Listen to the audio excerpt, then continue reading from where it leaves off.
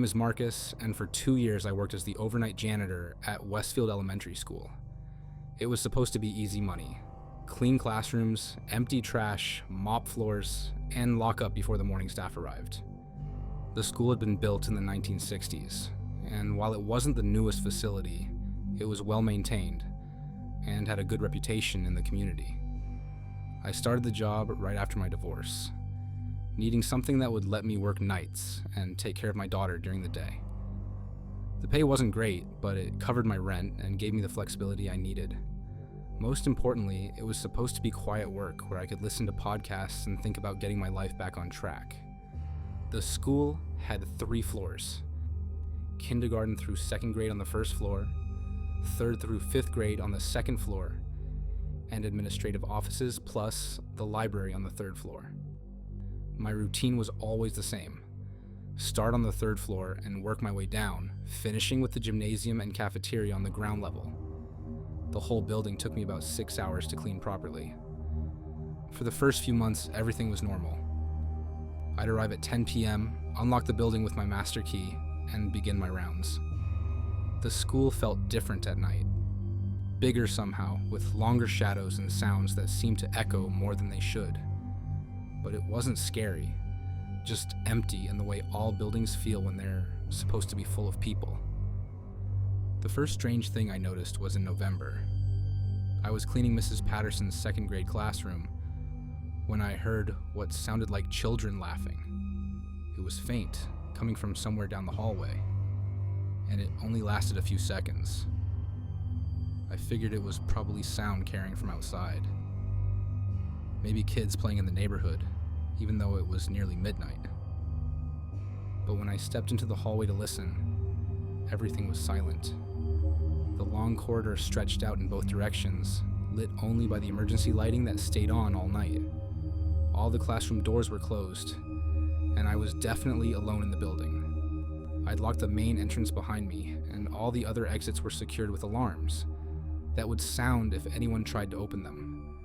I went back to cleaning, but I couldn't shake the feeling that I'd heard something real. Over the next few weeks, I started paying more attention to the sounds around me.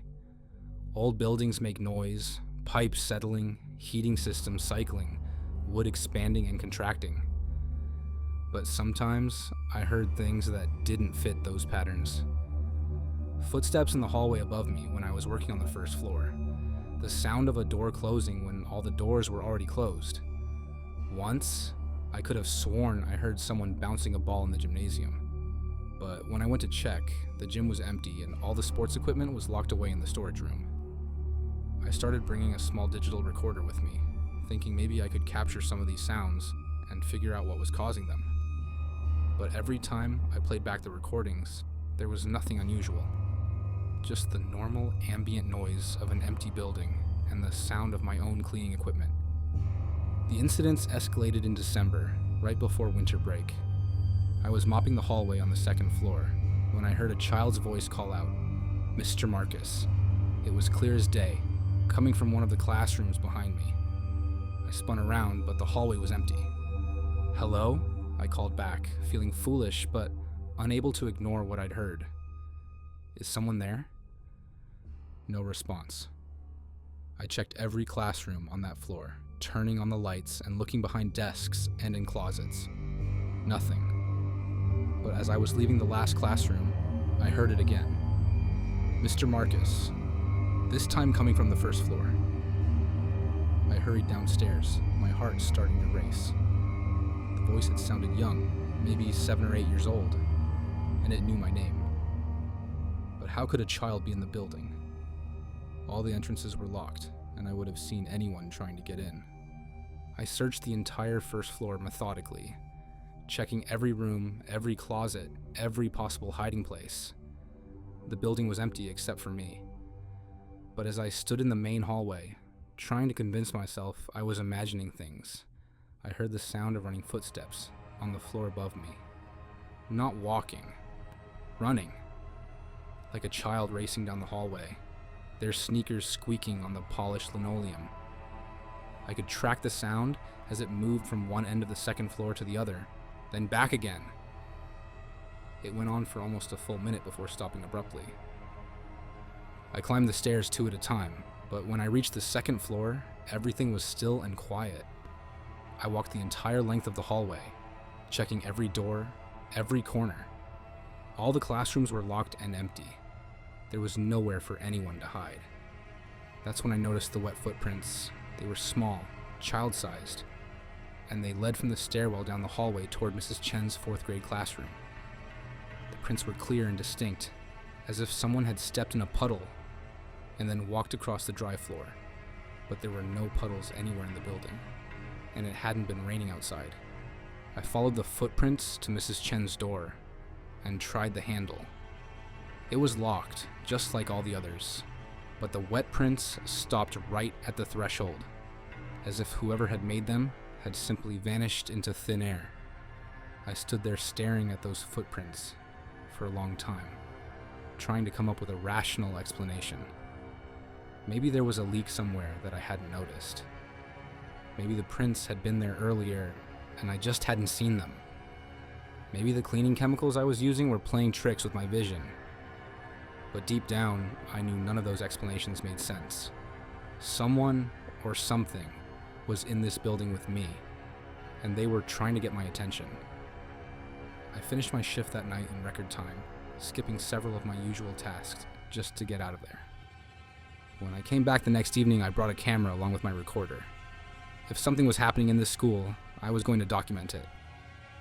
For 3 nights, nothing unusual occurred. I started to think maybe the stress of the divorce and the new job was getting to me more than I'd realized. Maybe I needed to see a doctor about anxiety or sleep deprivation. The camera and recorder captured nothing but normal building sounds and my own movements through the empty hallways. But on the 4th night, everything changed. I was cleaning the library on the 3rd floor when I heard what sounded like an entire classroom full of children. Voices chattering, chairs scraping, papers rustling, all the normal sounds of a busy school day, except it was 2 a.m. and the building was supposed to be empty. The sounds were coming from directly below me, from one of the 2nd floor classrooms. I grabbed my camera and headed for the stairs, moving as quietly as possible. I wanted to catch whatever was happening before it stopped. As I descended to the 2nd floor, the sounds grew louder and more distinct. I could make out individual voices now, children asking questions, a teacher giving instructions, someone reading aloud from a book. It was coming from Mr. Thompson's 3rd grade classroom, and it sounded exactly like a normal school day in session. I approached the classroom door slowly, my camera ready to record. The sounds were so clear and realistic that for a moment I wondered if I'd somehow lost track of time, if it was actually morning and school was in session.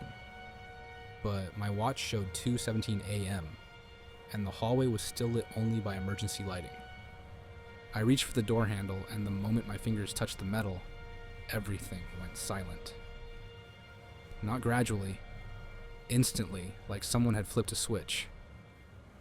I stood there listening for several minutes, but there was nothing except the usual building sounds. I tried the door, but it was locked. I used my master key to open it and flipped on the lights. The classroom was empty and arranged exactly as it should be. Desks in neat rows, chairs pushed in, whiteboard clean, everything in its proper place. But the room was warm, much warmer than it should have been, considering the building's heating system was set to a lower temperature for nighttime. And there was a smell in the air, something like chalk dust and children's lunchboxes, the distinctive scent of an active classroom during the school day. I set up my camera on a tripod in the corner and let it record while I finished cleaning the room. Nothing happened while I was there, but when I reviewed the footage later, I found something that made my hands shake. At exactly 2:47 a.m., while I was mopping near the windows, the camera captured movement in the background. One of the desk chairs moved slightly, as if someone had bumped into it. Then, another chair shifted. Then, a piece of paper on the teacher's desk fluttered, even though there was no air circulation in the room. It was subtle, so subtle that I might have missed it if I hadn't been looking for something unusual. but it was definitely there, captured in high-definition video that I could replay over and over. I started setting up cameras in different locations each night, trying to document whatever was happening in the school. Over the next 2 weeks, I captured dozens of small incidents, doors opening and closing on their own, objects moving slightly, shadows that didn't correspond to any physical presence. But the most disturbing footage came from the kindergarten wing on the first floor. I had placed a camera in Mrs. Rodriguez's kindergarten classroom, thinking that if there were child spirits in the building, they might be drawn to the youngest children's space. I left it recording all night while I worked in other parts of the building. When I reviewed the footage the next morning, I saw something that made me question everything I thought I knew about reality. At 3:33 a.m., the classroom began to fill with children.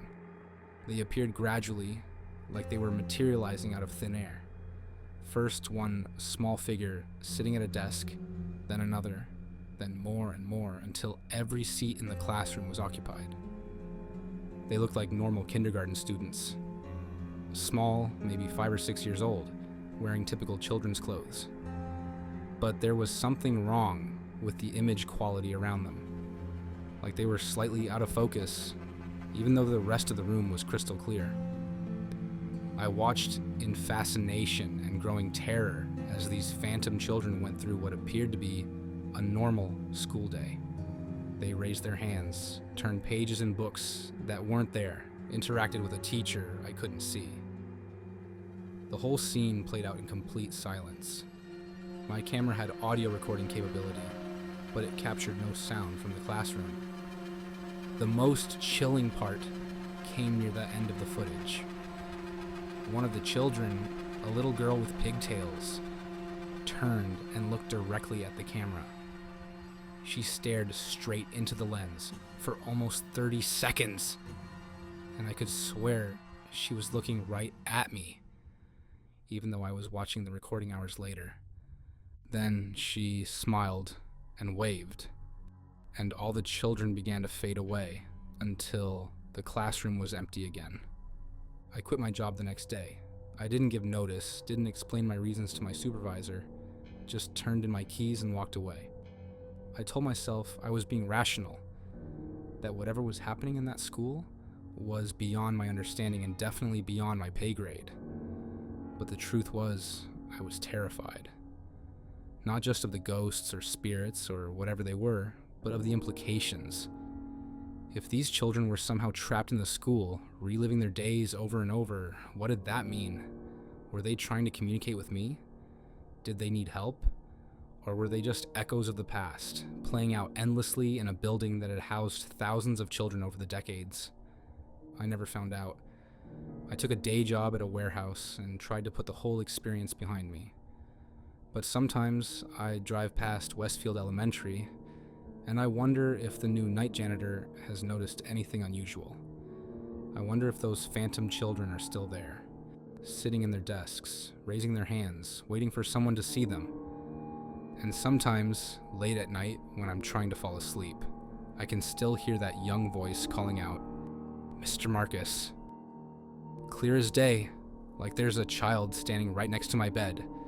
I never answer back. I'm afraid of what might happen if I do. My name is Sarah, and I used to work the night shift at St. Mary's Hospital as a morgue assistant. It wasn't glamorous work, but someone had to be there overnight in case the emergency room needed body storage, or if the coroner required assistance with late-night cases. Most nights were quiet. Just me, the fluorescent lights, and the constant hum of the refrigeration units, keeping the deceased at proper temperature. The morgue was located in the basement of the hospital, accessible through a service elevator that required a special key card. The main room housed 12 refrigerated drawers built into the wall, each one capable of holding a body. There was also a preparation room where autopsies were performed, and a small office where I'd spend most of my shift doing paperwork and monitoring the temperature logs. I'd been working there for about 8 months when the incident happened.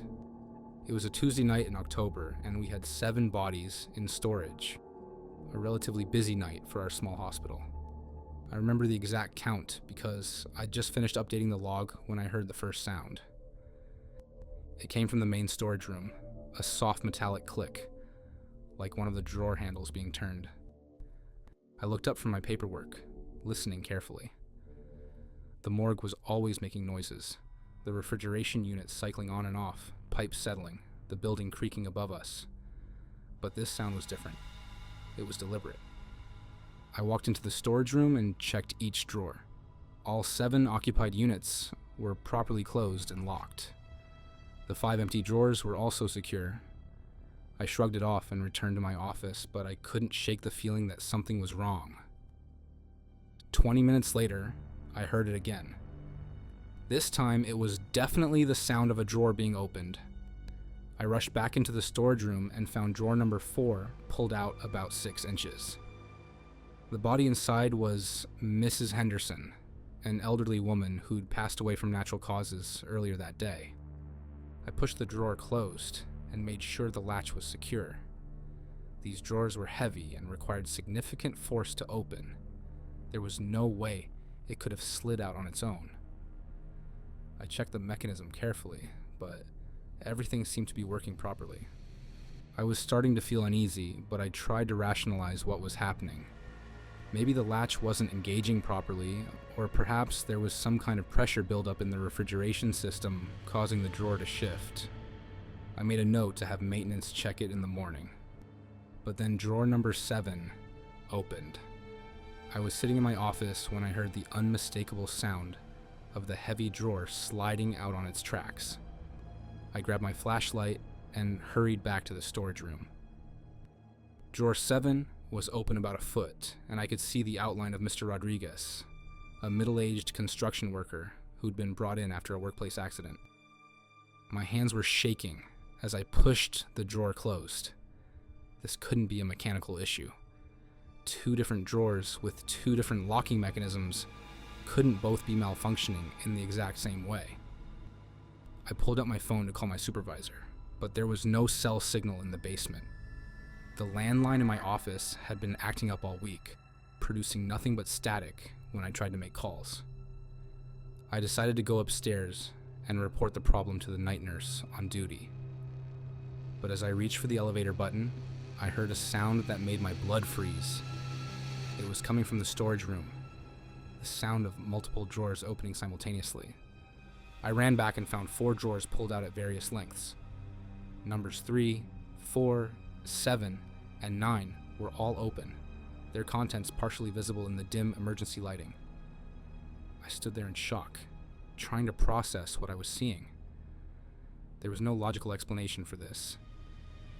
That's when I noticed something that made the situation infinitely worse. The bodies weren't lying flat anymore. Mrs. Henderson in drawer 4 was sitting up, her gray hair hanging down over her face. Mr. Rodriguez in drawer 7 had turned onto his side, facing outward toward the room. The other 2 bodies had shifted positions as well, no longer in the neat, orderly arrangements I'd placed them in. I backed toward the door, my heart pounding so hard I could hear it echoing in the quiet room. Dead bodies don't move. Dead bodies don't sit up. Dead bodies don't open their own storage drawers. But I was seeing it with my own eyes. Mrs. Henderson's head began to turn toward me. Slowly, deliberately, like she was tracking my movement. Her eyes were still closed, but her mouth was hanging open in a way that seemed almost expectant, like she was waiting for me to say something. I ran for the elevator, jabbing the button repeatedly until the doors finally opened. I rode up to the main floor and burst into the emergency department, probably looking like I'd seen a ghost, which in a way, I had. The night nurse, Janet, took one look at me and knew something was seriously wrong. I tried to explain what had happened, but I could hear how crazy it sounded as the words left my mouth. Bodies moving on their own, drawers opening by themselves. It was the stuff of horror movies, not real life. Janet was skeptical but agreed to come down with me to check things out. We took the elevator back to the basement, and I led her toward the morgue with growing dread. I used my key card to open the door, and we stepped into the storage room together. Every drawer was closed. Every body was exactly where it should be, lying flat and motionless in their assigned spaces. Janet checked each drawer methodically, and everything appeared completely normal. The temperature logs showed no fluctuations, and all the equipment was functioning properly. "Sarah, you've been working too many double shifts," Janet said gently. "When's the last time you took a real break? Sometimes exhaustion can play tricks on your mind." I wanted to argue, to insist that what I'd seen was real, but I had no proof. Everything looked perfectly normal now. Maybe she was right. Maybe I was just overtired, and my imagination was getting the better of me. Janet stayed with me for another hour, helping me complete my rounds and double-check all the equipment. Nothing unusual happened during that time, and I started to feel foolish for panicking. By the time she left, I'd almost convinced myself that it had all been some kind of stress-induced hallucination. But at 4 a.m., it happened again. This time I was in the preparation room, cleaning instruments from an earlier autopsy. I heard the familiar sound of drawers opening. But now, there was something else. A soft shuffling noise, like bare feet moving across the floor.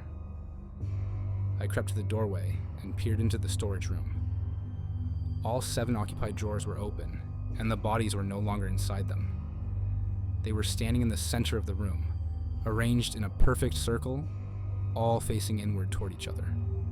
Mrs. Henderson was there, still in her hospital gown, her thin gray hair hanging loose around her shoulders.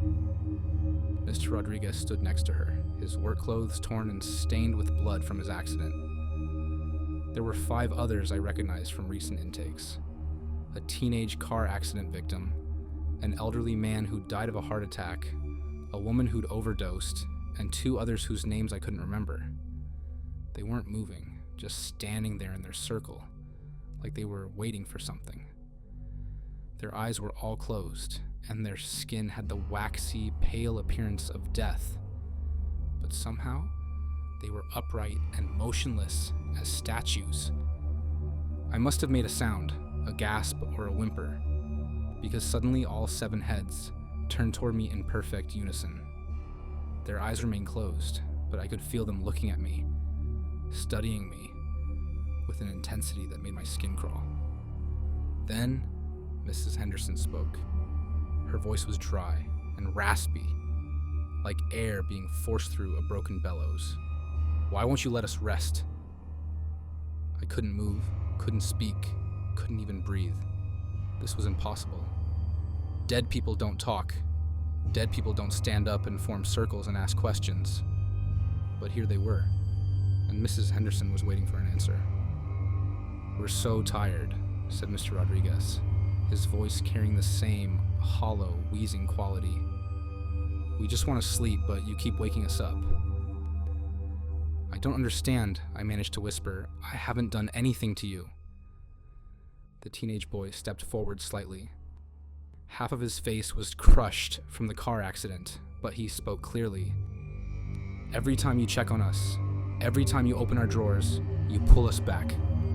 We can feel your eyes on us, your hands touching us, your fear feeding us. We don't want to be here anymore," added the woman who'd overdosed, "but you won't let us go." I realized they were right. Part of my job was to check on the bodies regularly to make sure they were properly positioned and that the refrigeration was working correctly. I'd been in and out of those drawers dozens of times over the past few months, adjusting limbs, checking identification tags, preparing them for transport to funeral homes. "What do you want from me?" I asked, my voice barely audible.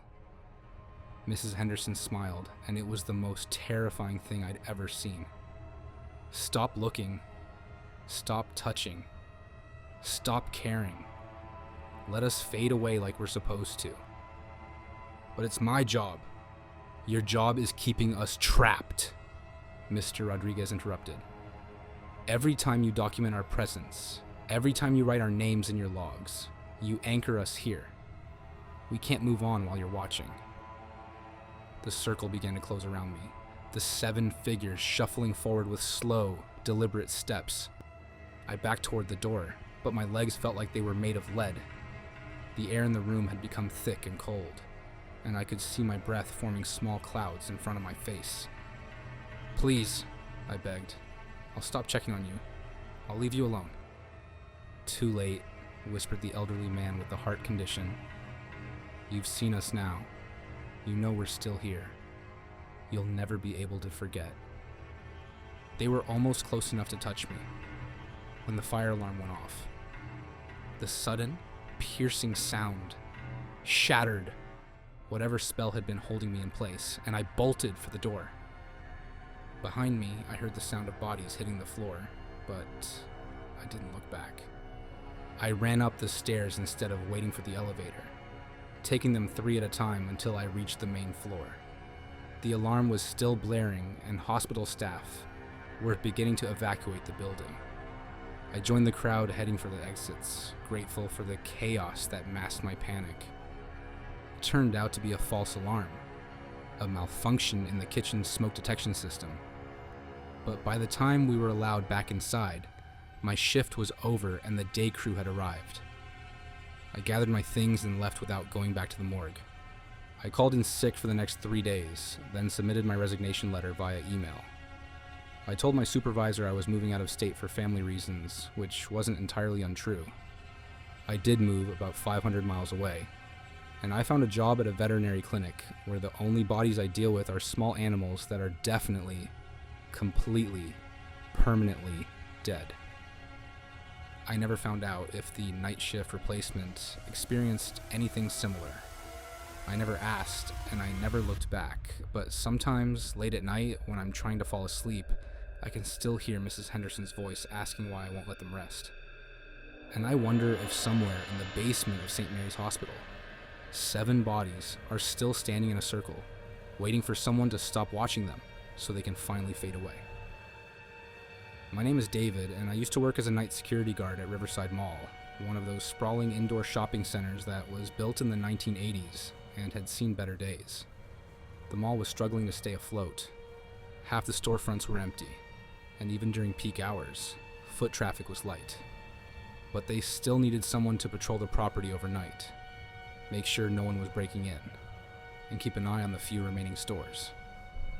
The job seemed perfect for me. I was going through a rough patch after losing my construction job, and the overnight shift paid better than most security work. Plus, how hard could it be? Walk around an empty mall for 8 hours, check some doors, write a few reports. I figured I could catch up on audiobooks, and maybe even study for my contractor's license exam. Riverside Mall was massive, 2 levels connected by escalators and a central atrium, with 4 anchor stores at the corners, and dozens of smaller shops in between. My shift ran from 10 p.m. to 6 a.m., and I was the only security guard on duty. The mall had been retrofitted with a decent camera system, but most of my job involved physical patrols to make sure everything was secure. The first few weeks were exactly what I'd expected. Quiet, boring, and uneventful. I'd start my shift by checking in with the evening security guard, then begin my rounds. The mall felt different at night, bigger somehow, with the storefronts dark and the wide corridors stretching out under dim security lighting. But it wasn't creepy, just empty in the way all commercial spaces feel when they're closed. My route took me through both levels systematically. I'd check every entrance and exit, test the locks on the anchor stores, and walk past each smaller shop to make sure the security gates were down and properly secured. The whole circuit took about an hour and a half, and I was supposed to complete it 4 times per shift. The first unusual thing I noticed was in my 3rd week on the job. I was walking past the old Spencer's location, one of the many empty storefronts that had been vacant for over a year, when I heard music playing inside. It was faint, like a radio turned down low, playing what sounded like pop music from the early 2000s. I stopped and listened carefully. The music was definitely coming from inside the empty store, but that was impossible. The electricity had been shut off to all the vacant units months ago, and there was no way for anyone to get inside without triggering the alarm system. I tried the security gate, but it was locked tight. I peered through the gaps in the metal grating, but the interior was completely dark. After a few minutes, the music stopped, and I convinced myself I'd probably heard it echoing from somewhere else in the mall. Maybe the food court, where some of the restaurants still had power for their refrigeration units. But over the next few nights, I kept hearing things that didn't make sense. Footsteps echoing from the upper level when I was walking on the lower level. The sound of store gates rattling, as if someone was trying to open them. Once, I could have sworn I heard the distinctive chime that played when the mall's main entrance doors opened, but when I rushed to check, all the entrances were secure, and the alarm system showed no breaches. I started paying closer attention during my rounds, moving more quietly and listening carefully for anything out of the ordinary. The mall's acoustics were strange at night. Sounds seemed to carry farther and echo in unexpected ways. But some of the things I was hearing couldn't be explained by acoustics alone. The situation escalated in my 4th week when I encountered something that made me question my own sanity.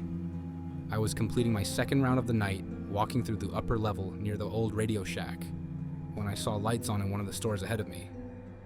It was the former GameStop location, which had been closed for 8 months. But as I approached, I could clearly see light spilling out from under the security gate, and I could hear the familiar sounds of a video game store in operation, electronic beeps and music, the chatter of customers, the sound of cash registers. I stood outside the gate, completely bewildered. The sounds were so realistic and detailed that for a moment I wondered if the store had somehow reopened without my knowledge. But that was impossible. I would have been notified of any changes to the tenant list, and besides, who opens a video game store at 1 a.m.? I called out, "Hello? Is anyone in there?" The sounds immediately stopped, like someone had hit a mute button. I waited for several minutes, but everything remained silent. I tried shining my flashlight through the gaps in the security gate, but the interior was completely dark. I radioed the main security office to report the incident, but the overnight dispatcher just told me to file a report and continue my rounds. When I came back through that area an hour later, everything was normal. No lights, no sounds, just another empty storefront in a dying mall. But I couldn't stop thinking about what I'd experienced. The sounds had been too detailed, too realistic to be my imagination. I'd heard specific video game soundtracks, the beeping of barcode scanners, even what sounded like a customer asking about trade-in values.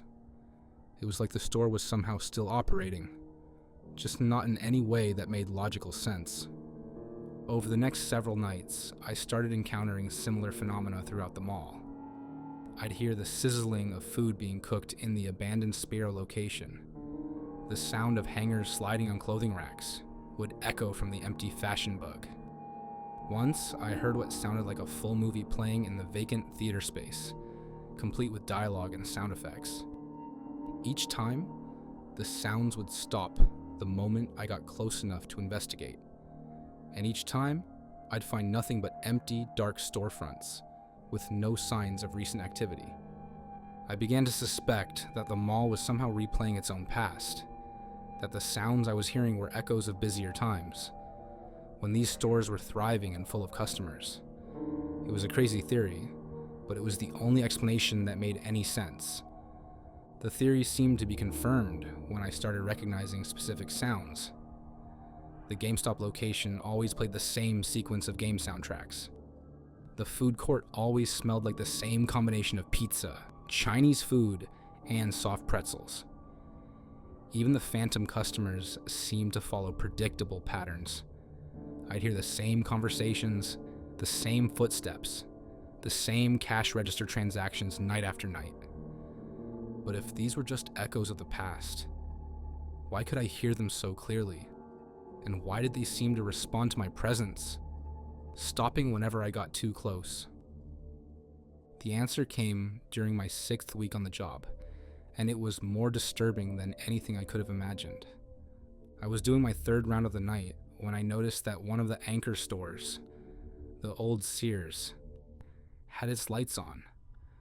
Not just the security lighting, but the full retail lighting, as if the store was open for business.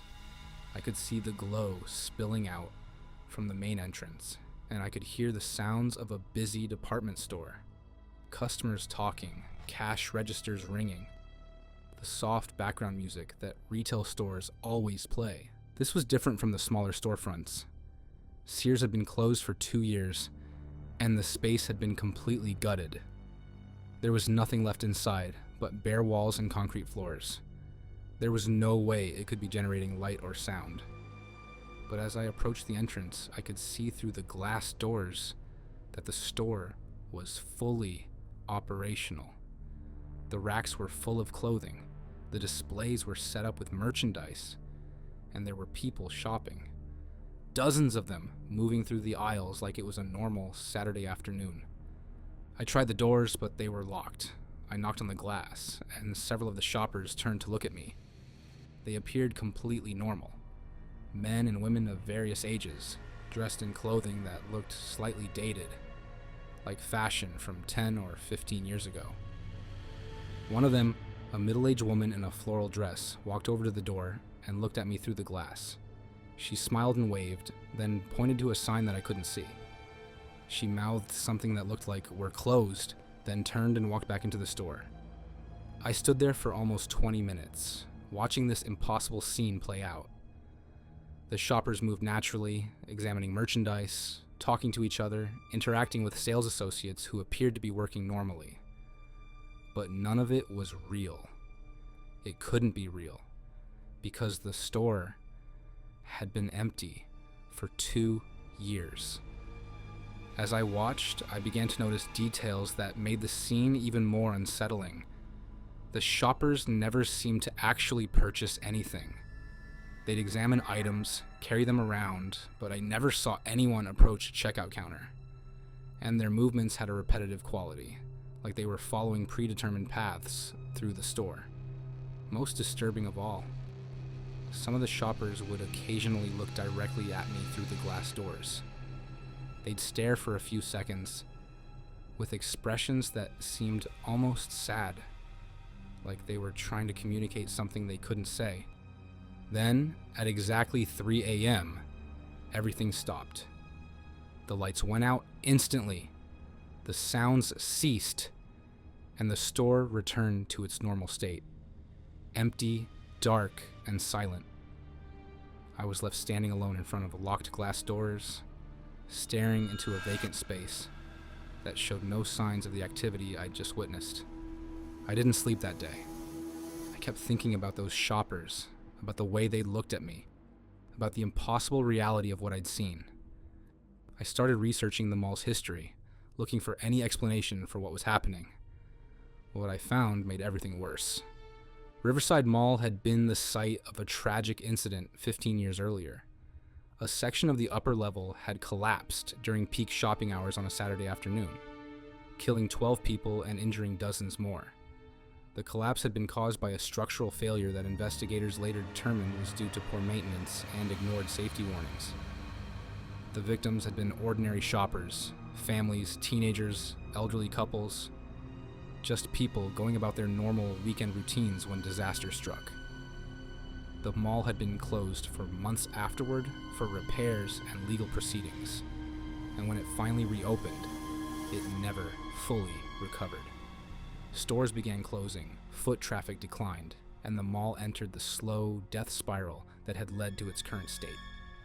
I looked up the names of the victims and found their photos in old newspaper articles. Several of them looked familiar. I was sure I'd seen them among the phantom shoppers in the Sears store. The realization hit me like a physical blow. These weren't just echoes of the mall's past. They were the spirits of people who had died here, trapped somehow in the place where their lives had ended. They were still shopping, still going through the motions of their final day, unable to move on or understand that they were dead. And they could see me. They knew I was there, watching them, and they were trying to communicate with me in the only way they could. I quit my job the next morning. I called my supervisor and told him I was having a family emergency and wouldn't be coming back. I didn't try to explain what I'd experienced. Who would believe such a story? But I couldn't stop thinking about those trapped souls endlessly repeating their final shopping trip in a mall that was slowly dying around them. I wondered if they were aware of what had happened to them, if they understood that they were dead, or if they were just caught in some kind of loop, forever reliving that Saturday afternoon when everything went wrong. I drove past the mall a few months later and saw that it had finally closed permanently. The parking lot was empty, the entrances were boarded up, and there were signs announcing that the property would be demolished to make way for a new development. I wondered what would happen to the spirits when the building was torn down. Would they finally be free to move on? Or would they just find themselves trapped in the empty lot where their final moments had played out? I never found out. The mall was demolished 6 months later, and a strip of chain restaurants was built in its place. But sometimes, when I drive past that area late at night, I think I can still hear the faint sounds of a busy shopping center. The chatter of customers, the beeping of cash registers, the soft background music that retail stores always play.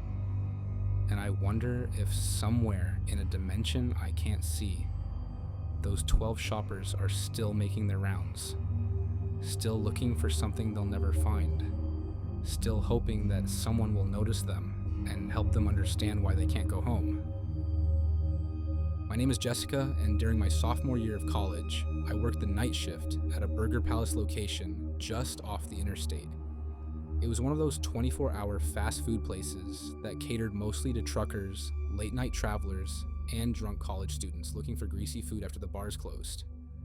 The pay was terrible, but I needed the money for textbooks and rent, and the overnight shift paid an extra $1 per hour. The restaurant was a typical fast food setup. Kitchen in the back, counter service in the front, and a drive-through window on the side. During my shift, which ran from 11 p.m. to 7 a.m., I was usually the only employee in the building. Corporate had decided that one person could handle the minimal overnight traffic, especially since most of our late-night business came through the drive-through anyway.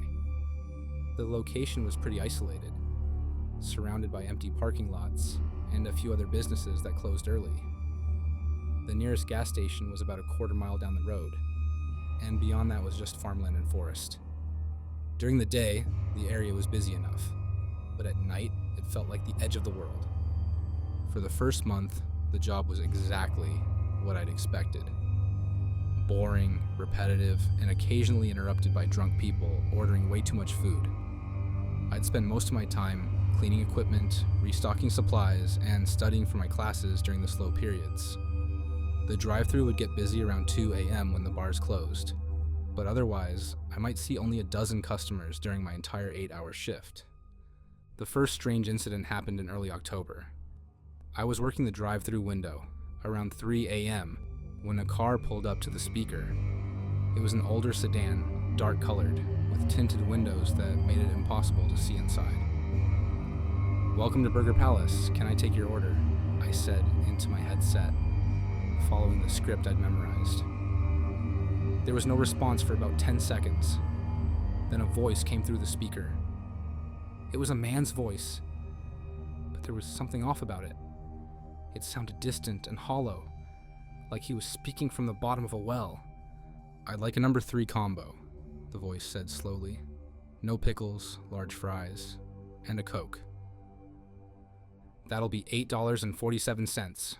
Please pull forward to the window," I replied, punching the order into the register. But the car didn't move. It just sat there at the speaker for another minute before finally driving forward to my window. When it pulled up, I could see that the driver's side window was down, but the interior of the car was completely dark. I couldn't make out any details about the person inside. $8.47, I said, holding out my hand for payment. A hand emerged from the darkness of the car and placed exact change in my palm. The hand was pale, almost white, and felt ice cold when it touched my skin. I pulled back instinctively, nearly dropping the money. "Your order will be ready in just a minute," I said, trying to keep my voice steady.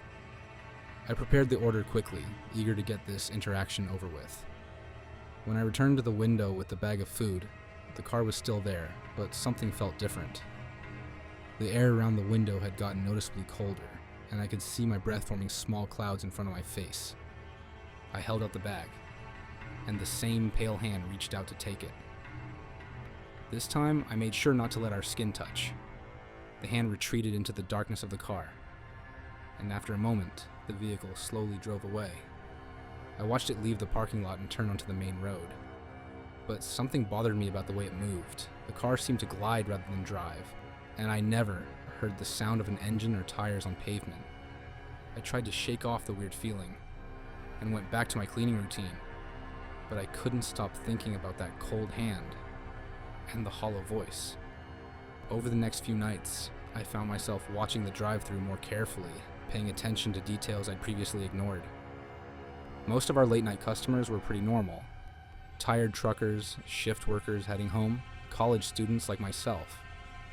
But occasionally, I'd get someone who seemed off in ways I couldn't quite articulate. Voices that sounded wrong, cars that moved too quietly, customers who paid with money that felt strange in my hands. The incidents became more frequent as October progressed. I started keeping a notebook, writing down details about the unusual customers, what they ordered, what they looked like, when I could see them. Anything that seemed out of the ordinary. The pattern that emerged was disturbing. Most of the strange customers appeared between 2 a.m. and 4 a.m. They almost always ordered simple items. Basic burgers, fries, drinks, never anything complicated or off the menu. And they always paid with exact change, usually in bills that felt old and worn, sometimes damp, as if they'd been buried underground. But the most unsettling detail was that none of them ever seemed to actually eat the food. I started watching the parking lot after serving these customers, and I noticed that their cars would often sit in the lot for a while before leaving. But I never saw anyone inside the vehicles consuming the meals they just purchased. The situation escalated in late October, when I encountered a customer who changed everything I thought I understood about what was happening. It was 3:17 a.m. on a Tuesday night, when a pickup truck pulled up to the drive-thru speaker. The truck looked old, maybe from the 1980s, with rust spots and a dented tailgate.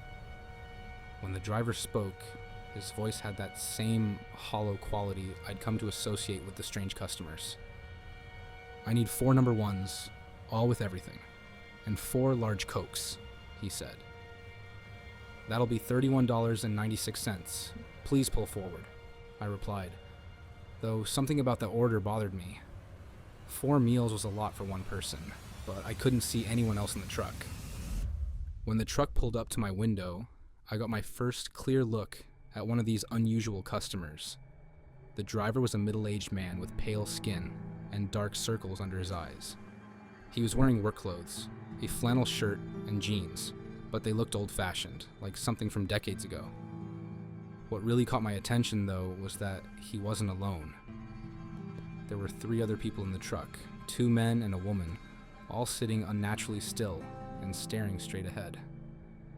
They had the same pale complexion and hollow-eyed appearance as the driver. $31.96, I said, trying not to stare at the passengers. The driver handed me the money, and his skin felt like ice when it brushed against mine. But this time, instead of pulling away immediately, he looked directly at me and spoke. "You can see us," he said. It wasn't a question. I didn't know how to respond. Yes, I can see you." He nodded slowly. "Most people can't anymore. We've been coming here for a long time, but you're the first one who's really looked at us." "I don't understand," I whispered. "We died on this road," he said matter-of-factly. "Car accident about 15 years ago. We were coming back from a construction job, tired, driving too fast. Hit a tree just past the gas station down the road. I felt my heart start racing. But you're here. You're talking to me." "We don't know why," he said. "We just know we get hungry sometimes. And this is the only place that serves us. We order food, we pay for it, but we can never taste it. We can never really eat it." I looked at the other passengers again. They were still staring straight ahead, but now I could see that their eyes were completely empty, not just emotionally, but physically. They had no pupils, no irises, just hollow sockets that seemed to go on forever. "Are they?" I started to ask. "My crew," the driver said. "We all died together, so we stay together. But they can't talk anymore. I think I'm the only one who remembers how..." I prepared their order with shaking hands, trying to process what I was hearing. When I returned to the window with the bags of food, the driver was still looking at me with those hollow eyes. "Why are you telling me this?" I asked. "Because you can see us," he repeated, "and because we're not the only ones." He gestured toward the road behind him. "There are others. Lots of others. This stretch of highway. Bad things have happened here. People who died violent deaths. People who died alone. People who died with unfinished business. We all end up here eventually. What do you want from me?" "Nothing," he said, taking the bags of food. "We just wanted someone to know we're still here. That we existed. That we mattered." The truck began to move away from the window, but the driver called back to me. "Be careful, though. Not all of them are as harmless as we are. Some of them are angry about being dead. Some of them blame the living for their situation." I watched the truck drive away, and this time I paid close attention to how it moved. It didn't make any sound, and it seemed to fade gradually as it got farther from the restaurant, like it was becoming transparent. After that night, I started seeing them everywhere.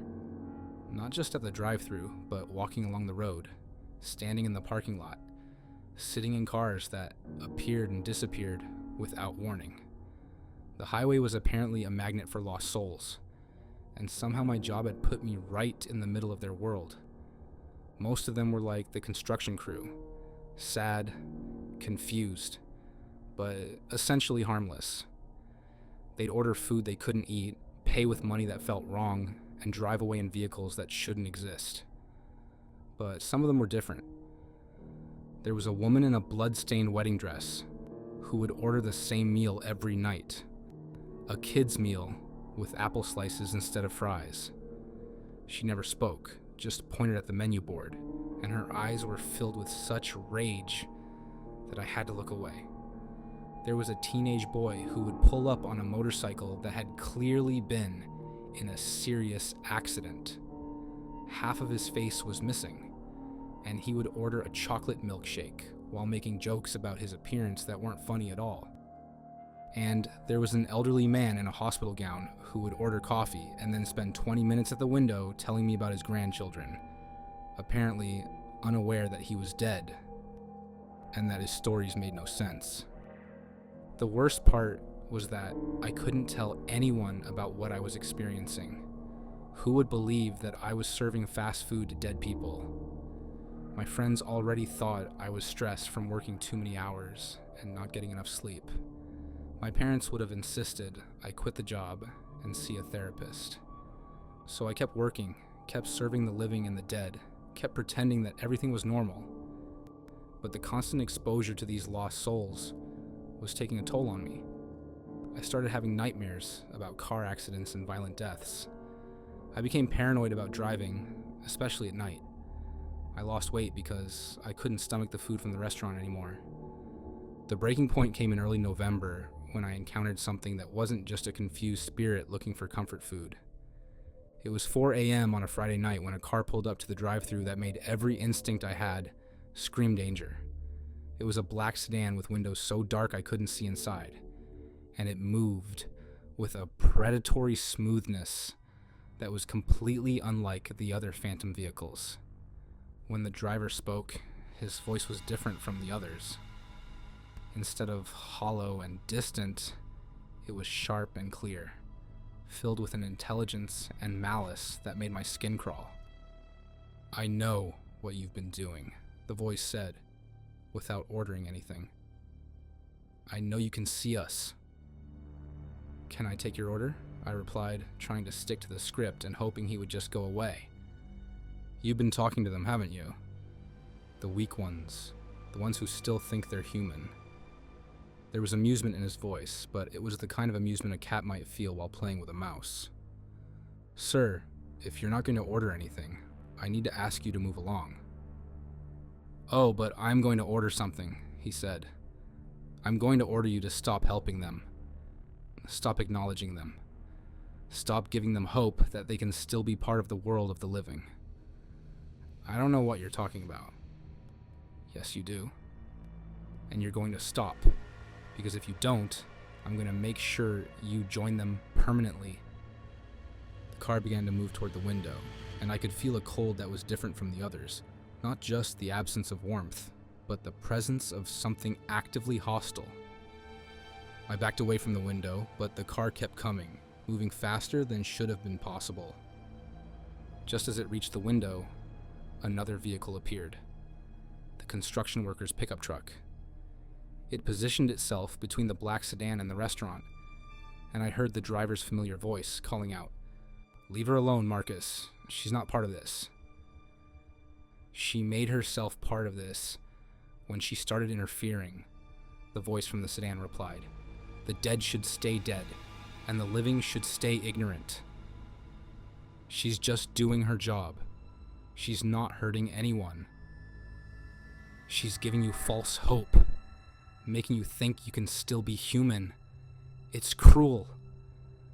The two vehicles faced off in the drive-through lane for what felt like hours, but was probably only minutes. Finally, the black sedan backed away. "This isn't over," the voice called out. "Tell your little friend that some doors shouldn't be opened. Some things are better left alone." The sedan disappeared into the night, and the pickup truck pulled up to my window. The construction worker looked at me with concern. "Are you okay?" I was shaking so hard I could barely speak. Who was that?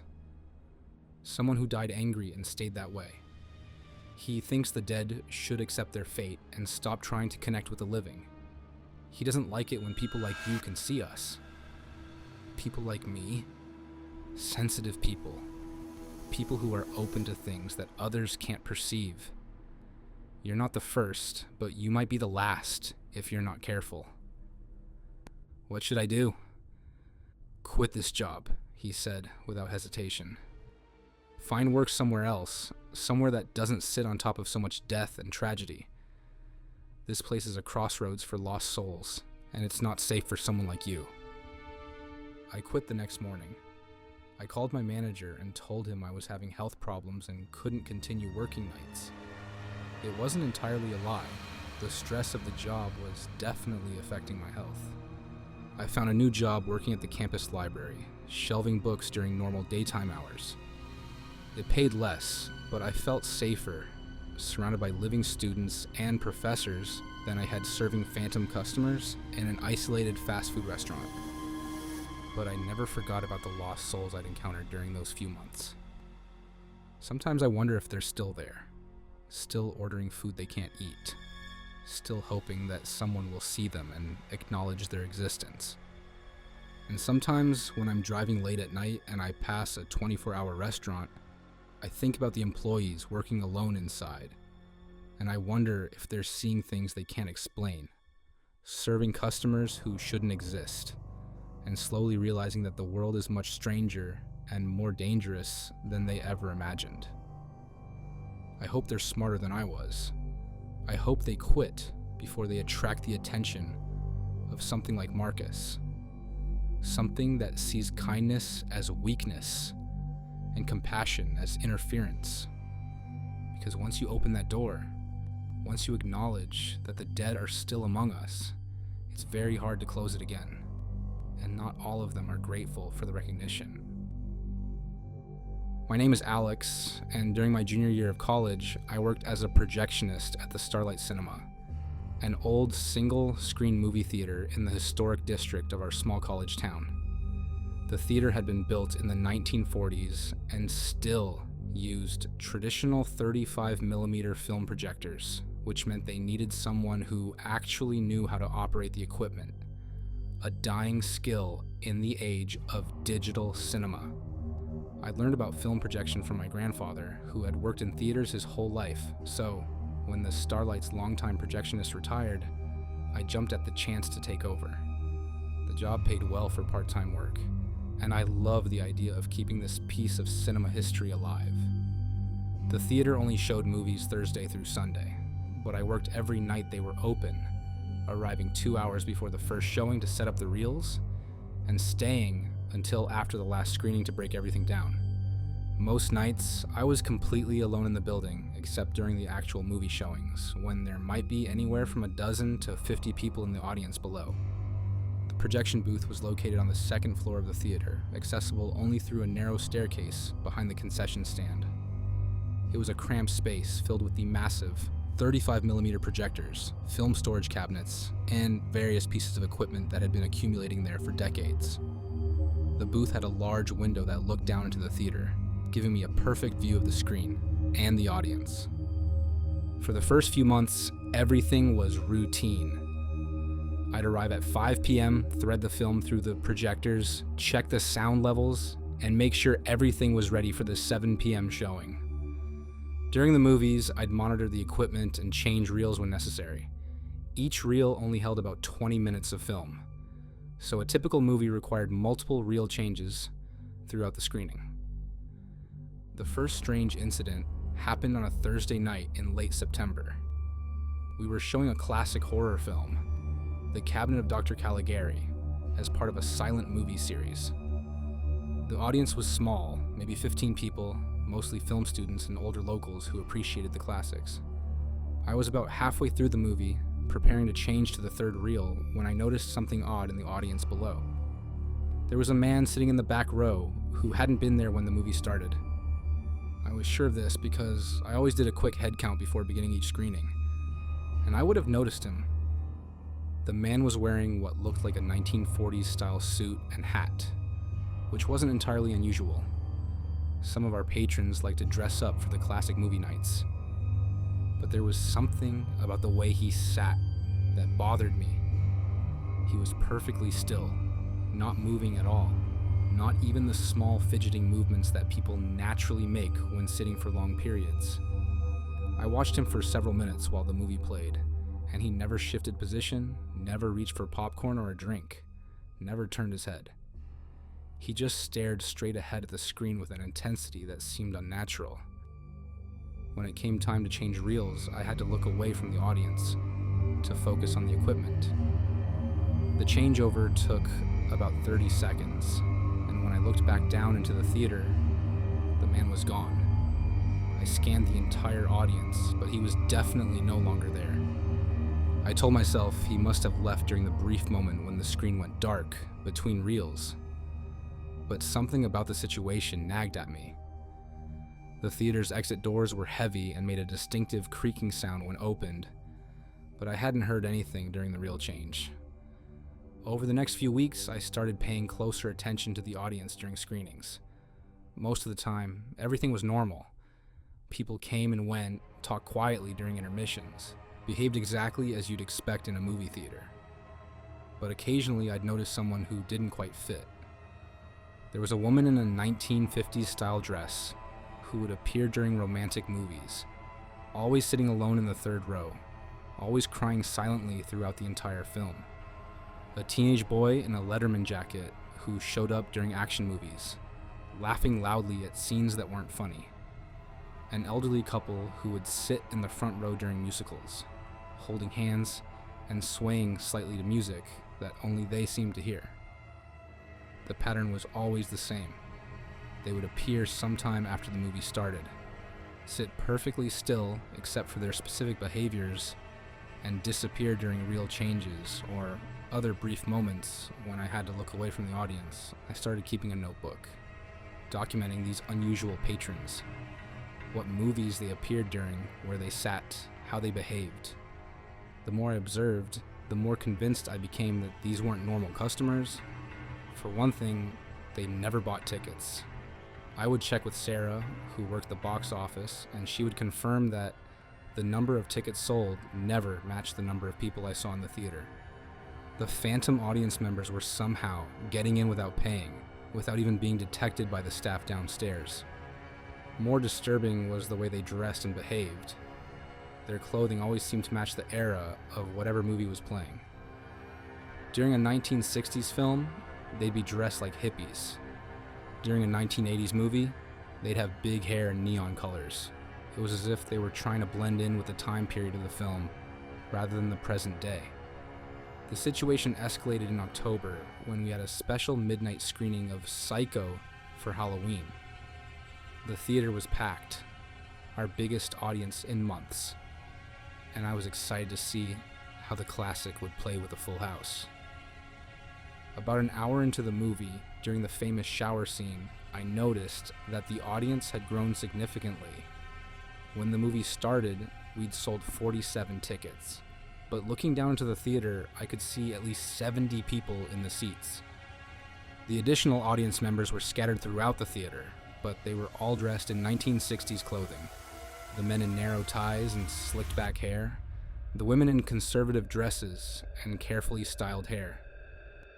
They sat with the same unnatural stillness I'd observed before, but their presence was so much more pronounced with so many of them. What made the scene truly unsettling was their reaction to the movie. While the paying customers jumped and gasped at the scary parts, the phantom audience members showed no reaction at all. They just stared at the screen with blank expressions, as if they were watching something completely different from what was actually playing. During the real change after the shower scene, I looked down to see that all the phantom audience members had turned in their seats to look directly up at the projection booth. Dozens of pale faces staring at me through the window, their eyes reflecting the dim light from the emergency exits like animals caught in headlights. I stumbled backward, knocking over a film canister, and when I looked again, they were all facing forward toward the screen as if nothing had happened. But I could feel them watching me for the rest of the movie, even when they appeared to be looking elsewhere. After that night, I started researching the history of the Starlight Cinema. What I found explained everything, and made everything worse at the same time. The theater had been the site of a tragic fire in 1963.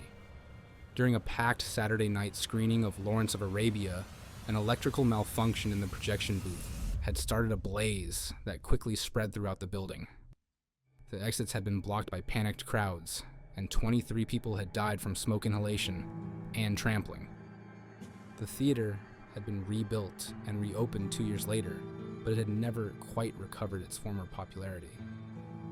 Over the decades, there had been numerous reports of strange occurrences. Unexplained cold spots, the smell of smoke when there was no fire, the sound of people coughing during quiet scenes. But I was apparently the first person to actually see the victims. The phantom audience members were the people who had died in the fire, still trying to watch movies, still trying to enjoy the entertainment that had been cut short by their tragic deaths. The realization should have been comforting. They seemed harmless enough, just lost souls trying to recapture a moment of happiness. But knowing who they were made their presence infinitely more disturbing. These weren't just random spirits. They were people who had died horribly in the very building where I worked, and they were somehow drawn back to relive their final moments over and over. The worst part was that they seemed to be becoming more aware of me. During subsequent screenings, I would catch them looking up at the projection booth more frequently. Sometimes they would wave or nod or mouth words I couldn't understand. It was as if my ability to see them was strengthening their connection to the physical world. The situation reached a breaking point during a screening of Casablanca in early November. The movie was about halfway through when I noticed that the entire phantom audience had stood up and turned to face the projection booth. They weren't looking at me with the blank expressions I'd grown accustomed to. They were looking at me with purpose, with intelligence, with something that might have been desperation. One of them, a middle-aged man in a 1960s suit, began walking up the aisle toward the back of the theater. Others followed, creating a procession of ghostly figures, moving away from the screen and toward the stairs that led to the projection booth. I could hear their footsteps on the stairs, slow, deliberate, getting closer. The door to the projection booth didn't have a lock, and I realized with growing panic that there was nowhere for me to go. I was trapped in a small room with vintage equipment and no escape route. The footsteps stopped just outside the door. I could see shadows moving under the gap at the bottom, and I could hear what sounded like whispered conversations, though I couldn't make out any words. Then the door handle began to turn. I don't remember making a conscious decision to run, but suddenly I was moving. I grabbed the fire axe that was mounted on the wall, a safety requirement for projection booths, and swung it at the window that looked down into the theater. The glass shattered, and I climbed through the opening, dropping down onto the balcony seating area below. The paying customers in the theater were completely unaware of what was happening. They continued watching Casablanca, as if nothing unusual was occurring, even as I picked myself up from the balcony floor and stumbled toward the exit. I ran out of the theater and didn't stop until I reached my car. My hands were shaking so badly, I could barely get the key in the ignition, but I managed to start the engine and drive away, leaving the movie still playing, and the phantom audience still trying to reach me. I never went back to the Starlight Cinema. I called my manager the next morning and told him I was quitting for personal reasons. He was frustrated because finding someone who could operate the old projection equipment was nearly impossible, but I couldn't bring myself to explain the real reason I was leaving. The theater closed permanently 6 months later. The owner cited declining attendance and the high cost of maintaining vintage equipment, but I wondered if my sudden departure had been the final straw. Without a projectionist, they couldn't show movies, and without movies, there was no reason to keep the doors open. I heard through friends that the building was eventually sold to a developer who planned to convert it into condominiums. But the renovation work was plagued by problems. Workers reported feeling watched, tools would go missing, and there were several small fires that investigators couldn't explain. The project was eventually abandoned, and the Starlight Cinema still sits empty, its marquee dark and its doors chained shut.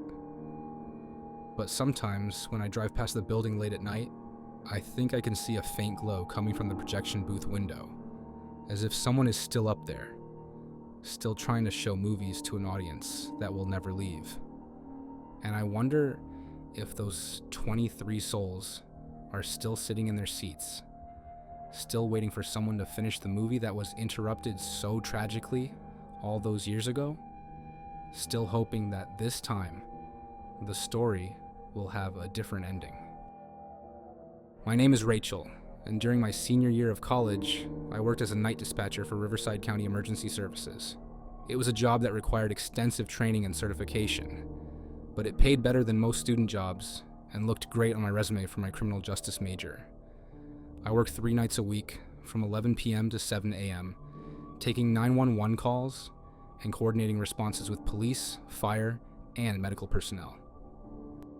The dispatch center was located in the basement of the county courthouse, a concrete bunker designed to withstand natural disasters and maintain communications during emergencies.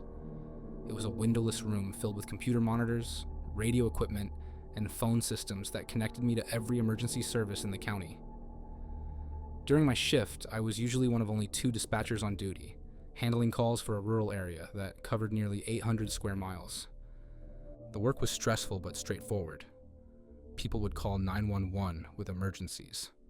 Car accidents, medical crises, domestic disputes, break-ins, and I would gather information, determine the appropriate response, and dispatch the nearest available units. Most calls were routine, but occasionally I'd handle something serious that would stay with me for days. For the first few months, everything was exactly what I'd expected. Busy weekend nights with drunk driving incidents and bar fights, quiet weekday shifts with the occasional medical emergency or minor traffic accident. I learned to stay calm under pressure, to ask the right questions, and to coordinate multiple emergency responses simultaneously. The first unusual call came on a Tuesday night in late October. It was around 2:30 a.m., and I'd been having a particularly quiet shift when the phone rang. 911, what's your emergency? I answered, following standard protocol. There's been an accident, a woman's voice said. She sounded young, maybe in her 20s, and her voice was shaky, like she was in shock, on Highway 47, near mile marker 23. A car went off the road. "Are you injured, ma'am? Are you in a safe location?" "I'm okay, but the other car, I think someone might be hurt. There's smoke coming from it." I immediately began entering the information into our computer system and radioing for emergency response.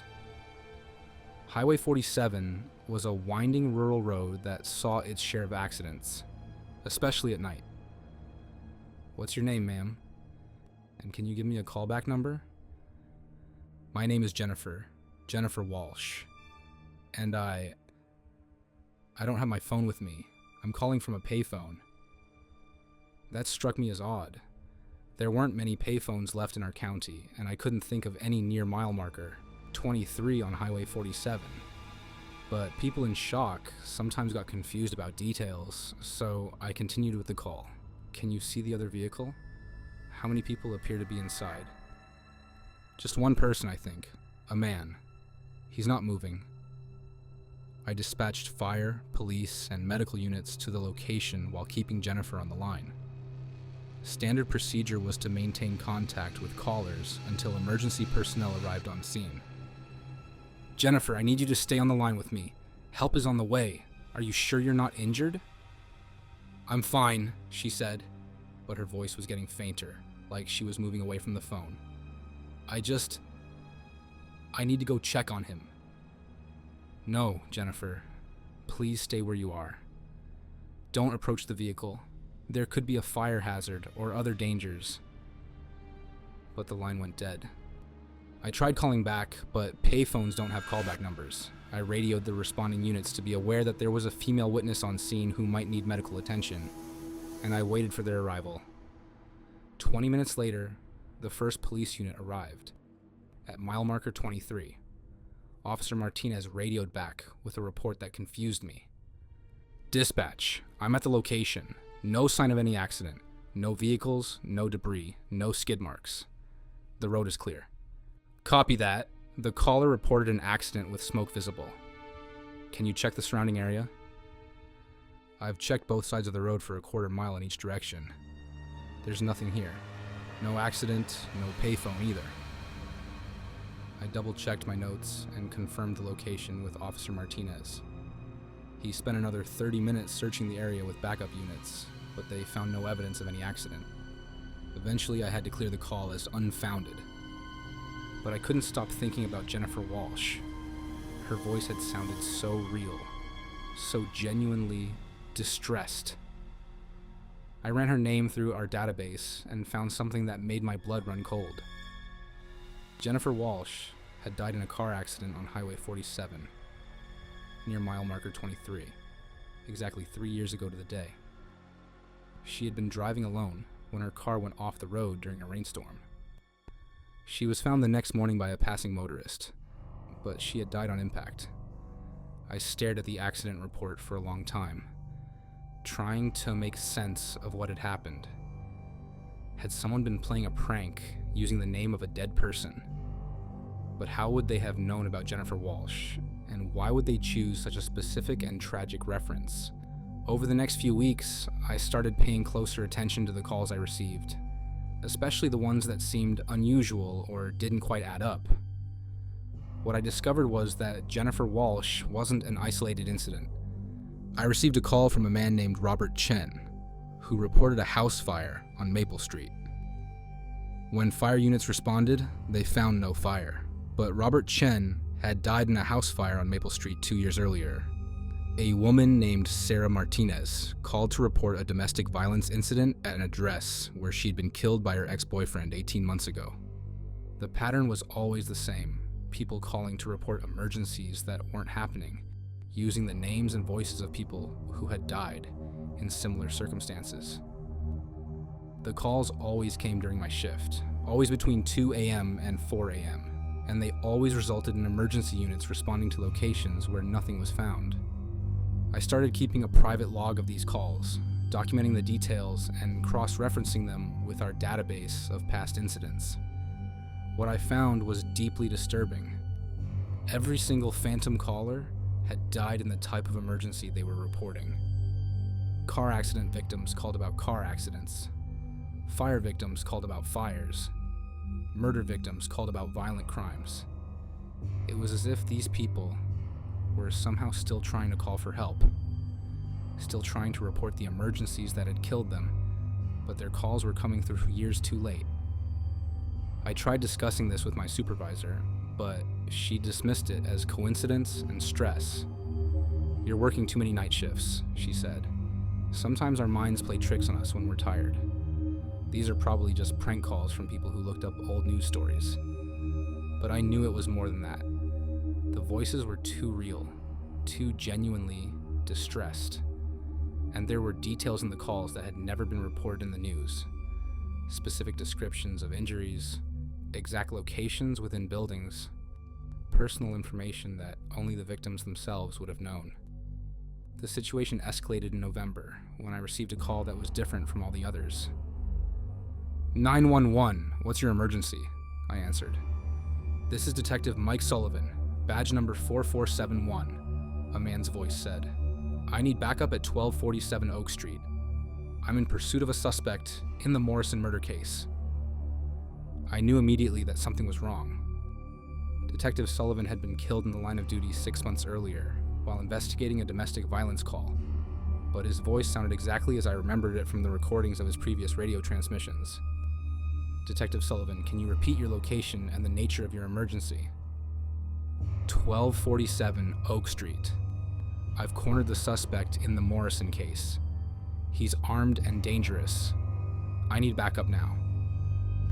I was faced with an impossible decision. I knew Detective Sullivan was dead, but what if I was wrong? What if this was somehow really him, and he needed help? I couldn't risk ignoring a call from a police officer, even one who shouldn't exist. I dispatched backup units to 1247 Oak Street while trying to raise Detective Sullivan on the radio. But he didn't respond to radio calls, only to the phone line. "Detective Sullivan, units are en route. What's your current status?" "He's getting away," Sullivan's voice said, and I could hear what sounded like running footsteps in the background. "I'm in pursuit on foot. He's heading toward the river." The responding officers arrived at 1247 Oak Street and found an abandoned house that had been empty for years. There was no sign of Detective Sullivan or any suspect. But when they searched the property, they found something that made the situation even more disturbing. In the basement of the house, they discovered evidence related to the Morrison murder case. Evidence that had never been found during the original investigation. Hidden in a wall cavity were personal items belonging to the victim, along with a weapon that matched the murder weapon description. The case was reopened, and the new evidence eventually led to the arrest and conviction of the actual killer. Detective Sullivan's phantom call had somehow led us to the evidence needed to solve his final case. After that incident, I realized that these weren't just random supernatural occurrences. The dead were somehow using our emergency system to communicate important information, to report crimes that needed solving, to provide closure for cases that had gone cold. But the calls were becoming more frequent and more intense. I was receiving phantom calls almost every night, and the emotional toll was enormous. Listening to the voices of dead people, hearing their final moments replayed over and over, knowing that I was the only one who could hear them. It was driving me to the edge of a breakdown. The final straw came in December, when I received a call that was different from all the others, because it was about me. 911, what's your emergency? I answered. Rachel, this is your grandmother, a familiar voice said. My grandmother had died when I was 12, but I recognized her voice immediately. Grandma, I whispered, forgetting all protocol. Honey, you need to listen to me very carefully. You're in danger. There's someone in the building with you right now. Someone who shouldn't be there. I looked around the dispatch center. My partner for the night, Kevin, was at his station about 10 feet away, handling a routine medical call. everything appeared normal. I don't understand, Grandma. What kind of danger? Check the security cameras, sweetheart. Look at the footage from the main entrance. Someone came in about 20 minutes ago, but they're not supposed to be there. With shaking hands, I pulled up the security camera feeds on my computer. I scrolled back through the footage from the main entrance and saw something that made my heart stop. At 2:47 a.m., a man in dark clothing had entered the building using what appeared to be a stolen key card. He had moved through the corridors with purpose, avoiding the main areas where security guards might see him. According to the cameras, he was currently somewhere on our floor, moving toward the dispatch center. Grandma? Who is he? What does he want? He's the man who killed Detective Sullivan, her voice said.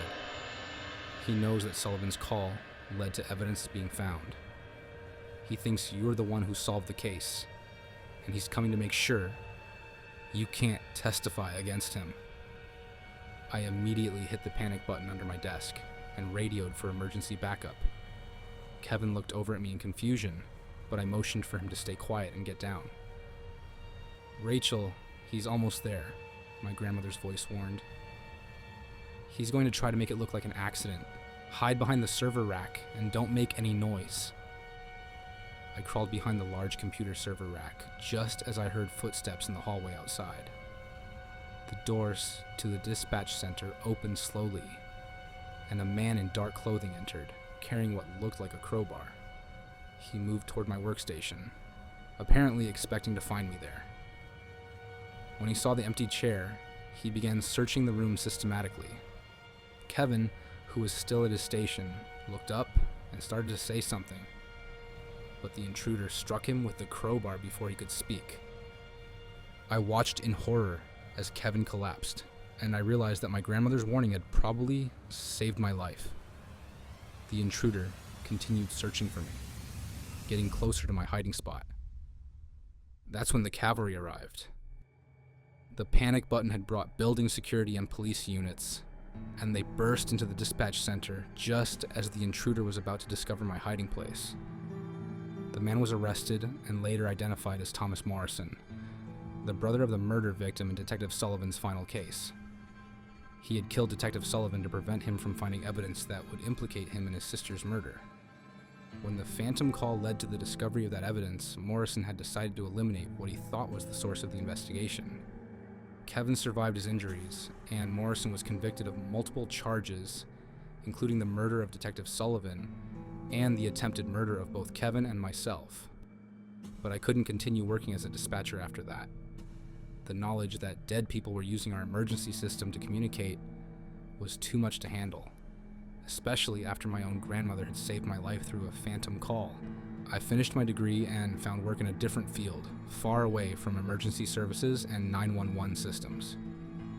But sometimes, late at night, I wonder if other dispatchers are receiving calls from the dead, if other emergency workers are being contacted by spirits who still have unfinished business. And I wonder if my grandmother is still out there somewhere, still watching over me, still ready to call if I'm ever in danger again. The thought is both comforting and terrifying because it means that death isn't really the end. It's just a different kind of emergency that some people never stop trying to report. My name is Tyler, and during my sophomore year of college, I worked as a night shift veterinary assistant at Riverside Animal Hospital. It was a 24-hour emergency clinic that served a large rural area, and they needed someone overnight to monitor the animals in recovery, assist with emergency surgeries, and handle any critical cases that came in during the late hours. The job was perfect for my pre-veterinary studies. I got hands-on experience with animals, learned about medical procedures, and the overnight shift paid significantly more than typical student jobs. Plus, I genuinely loved working with animals and felt like I was making a difference in their lives. The clinic was a modern facility built about 5 years earlier with separate areas for dogs, cats, exotic animals, and large animals like horses and livestock. The overnight shift was usually just me and Dr. Martinez, the emergency veterinarian, though sometimes I worked completely alone when she was called out to farms for large animal emergencies. My responsibilities included checking on animals in the recovery kennels every hour, administering medications, monitoring vital signs, and assisting with any emergency procedures. Most nights were quiet, maybe 1 or 2 emergency cases, and the rest of the time was spent caring for animals recovering from daytime surgeries. For the first few months, everything was routine. I'd arrive at 10 p.m., get a report from the day shift, and begin my rounds. The animals were usually calm at night, sleeping off anesthesia or resting comfortably in their kennels. Occasionally, I'd have a dog that was anxious about being away from home, or a cat that was particularly vocal, but nothing I couldn't handle. The first strange incident happened on a Thursday night in early October. I was doing my 2 a.m. rounds in the dog recovery area when I noticed that one of the kennels appeared to be occupied, even though my chart showed it should be empty. Kennel number 7 contained what looked like a medium-sized dog, lying on its side, facing away from the door. The animal appeared to be sleeping, which was normal for post-surgical patients. But when I checked my records, Kennel 7 was listed as unoccupied and cleaned, ready for the next patient. I assumed there had been a paperwork error, maybe a late admission that hadn't been properly logged. I approached the kennel to check the animal's identification tag and assess its condition. But when I opened the kennel door, there was nothing inside. The blanket was there, arranged as if an animal had been lying on it, but the kennel was completely empty. I checked the latch to make sure it was secure, thinking maybe the dog had somehow escaped, but the door had been properly closed.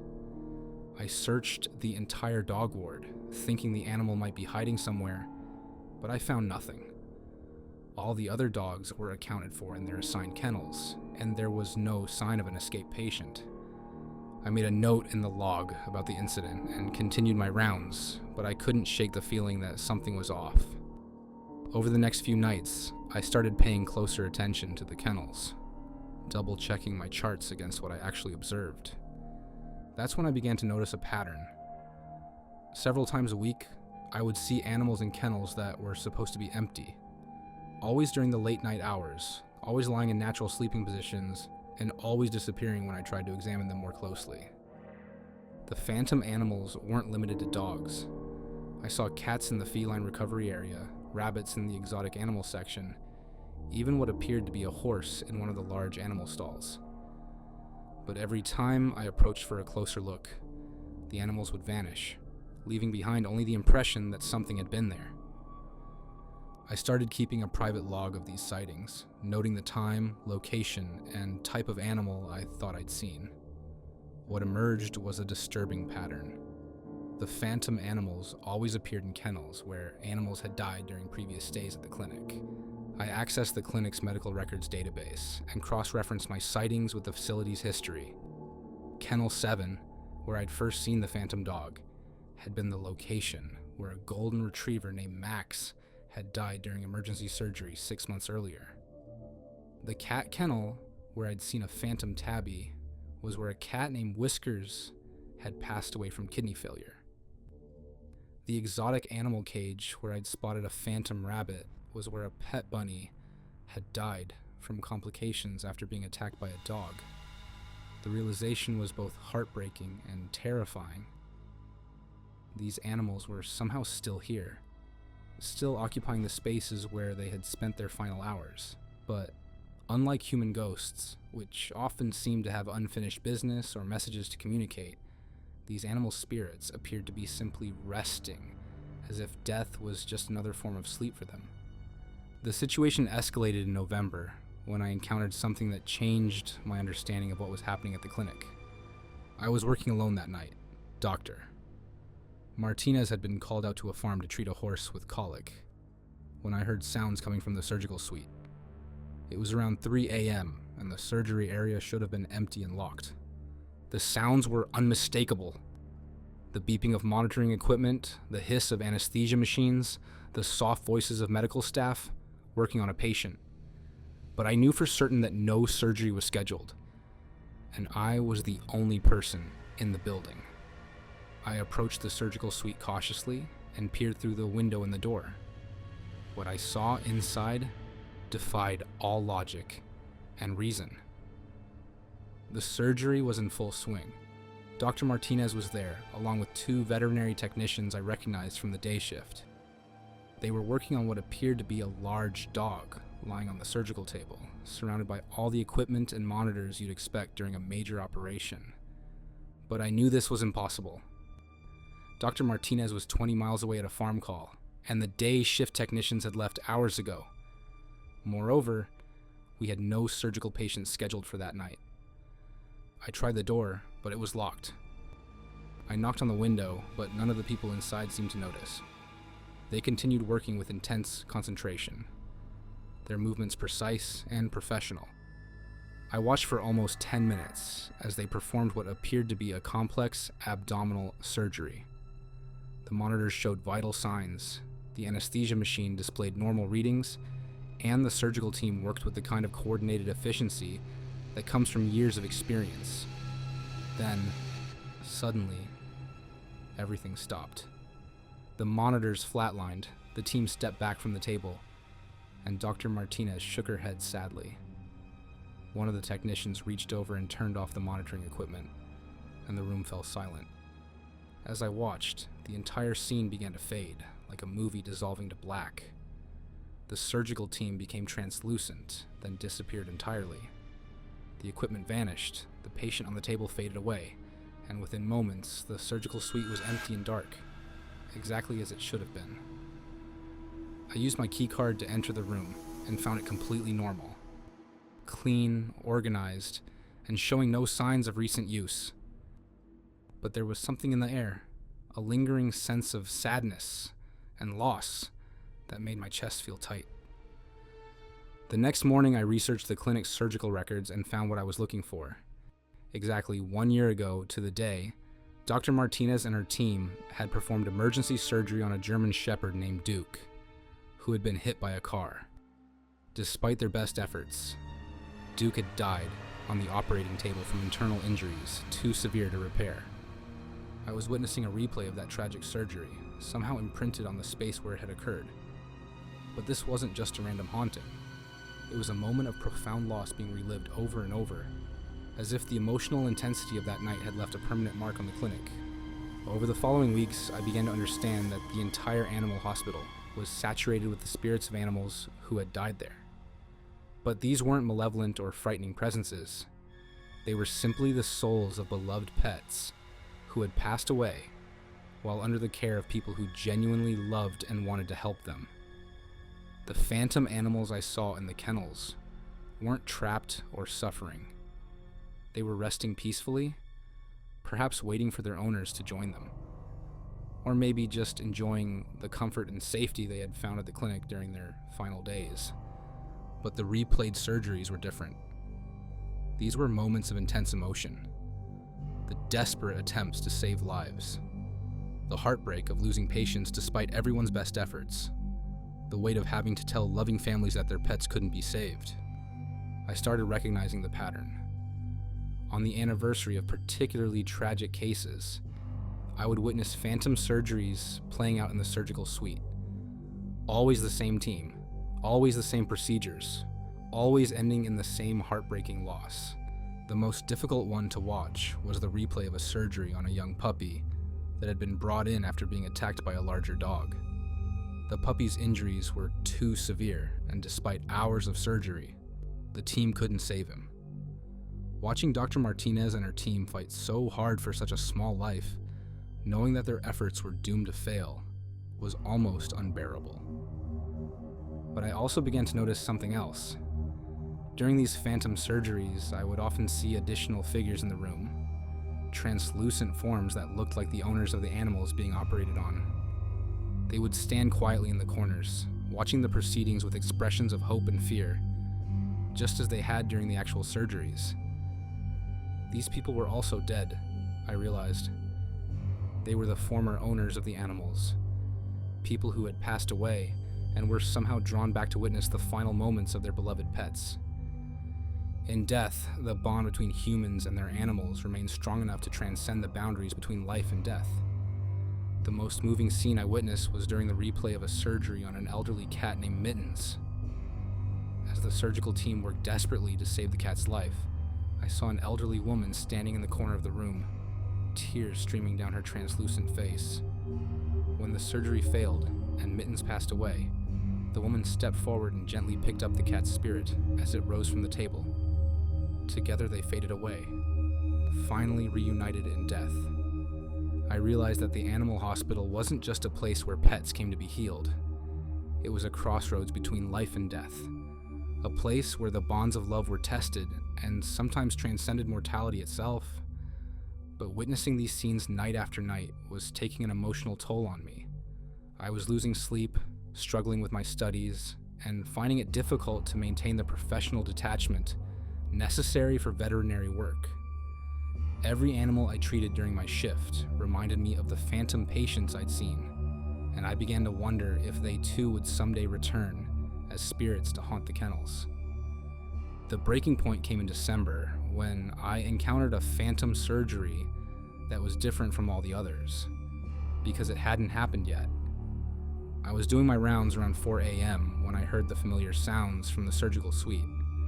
But when I looked through the window, I saw Dr. Martinez and her team working on a dog I recognized, a golden retriever named Buddy, who was currently recovering from routine surgery in Kennel 12. According to my charts, Buddy's surgery had been successful, and he was expected to go home the next day. But in the phantom surgery I was witnessing, something had gone terribly wrong. The monitors were showing signs of distress.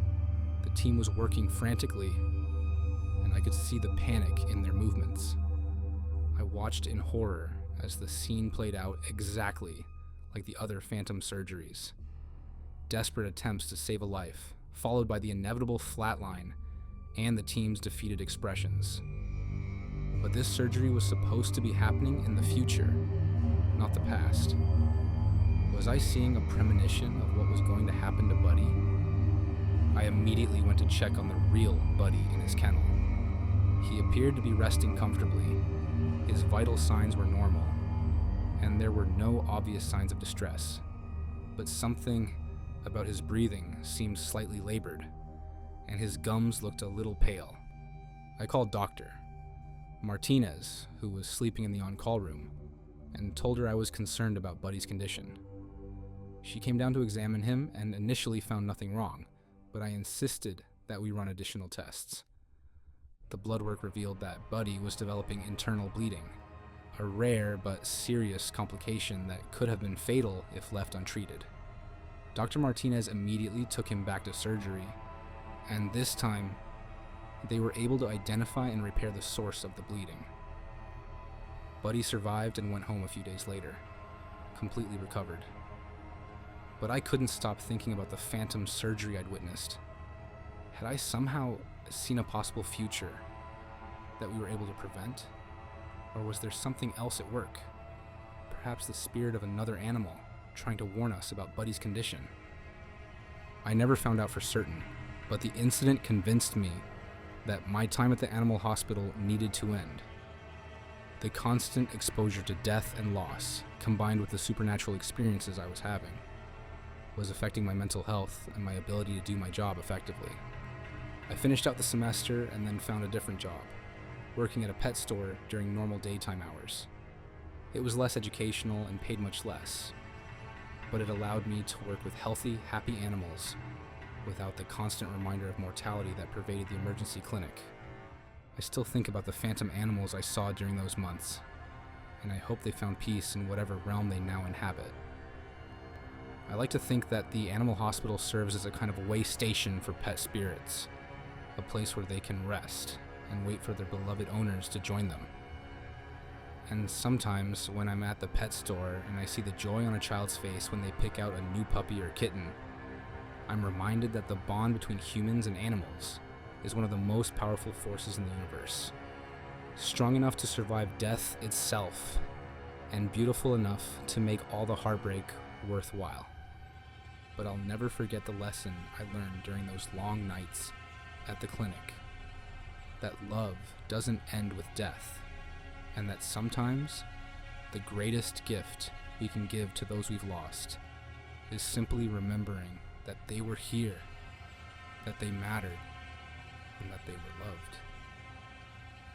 My name is Kevin, and during my junior year of college, I worked as a night shift data entry clerk at Meridian Insurance Company. It was mind-numbing work, typing information from paper claim forms into computer databases. But it paid decent money for a student job and let me work around my class schedule. The company processed thousands of insurance claims every day, and they needed people working around the clock to keep up with the paperwork. The office was located in a converted warehouse on the outskirts of town, a massive open floor filled with hundreds of cubicles arranged in neat rows.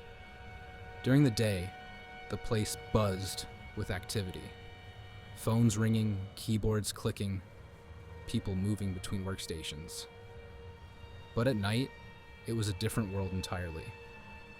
My shift ran from 11 p.m. to 7 a.m., and I was one of only 6 people working the overnight crew.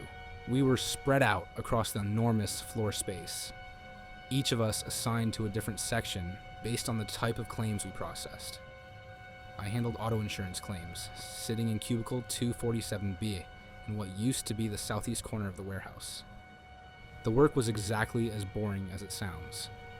I'd take a paper claim form, read through the details of someone's car accident or theft, and input all the relevant information into our computer system. Name, address, policy number, date of incident, description of damages, estimated repair costs. The same fields over and over, hundreds of times per night. For the first few weeks, the job was routine. I'd arrive at 11 p.m., grab a stack of claim forms from the processing center, and settle into my cubicle for 8 hours of typing. The office was quiet except for the hum of computers and the occasional sound of my coworkers moving around in their distant sections. The first unusual thing I noticed was that some of the claim forms I was processing seemed to be duplicates. I'd input a claim for a fender bender on Main Street, then an hour later, I'd get another form describing the exact same accident. Same date, same location, same vehicles involved, even the same police report number. At first, I assumed it was just a filing error. Insurance companies deal with massive amounts of paperwork, and it wouldn't be surprising for forms to get duplicated or misfiled. I started setting aside the duplicate claims to ask my supervisor about them, but when I brought them to her attention the next evening, she looked at me like I was confused. "These aren't duplicates, Kevin," she said, comparing the forms I'd flagged. "Look at the policy numbers. They're completely different. Different customers, different vehicles, different insurance policies." She was right. When I looked more carefully, the details that had seemed identical were actually different. But the accidents themselves, the locations, the circumstances, even the descriptions of what happened, were eerily similar. "Probably just coincidence," my supervisor said.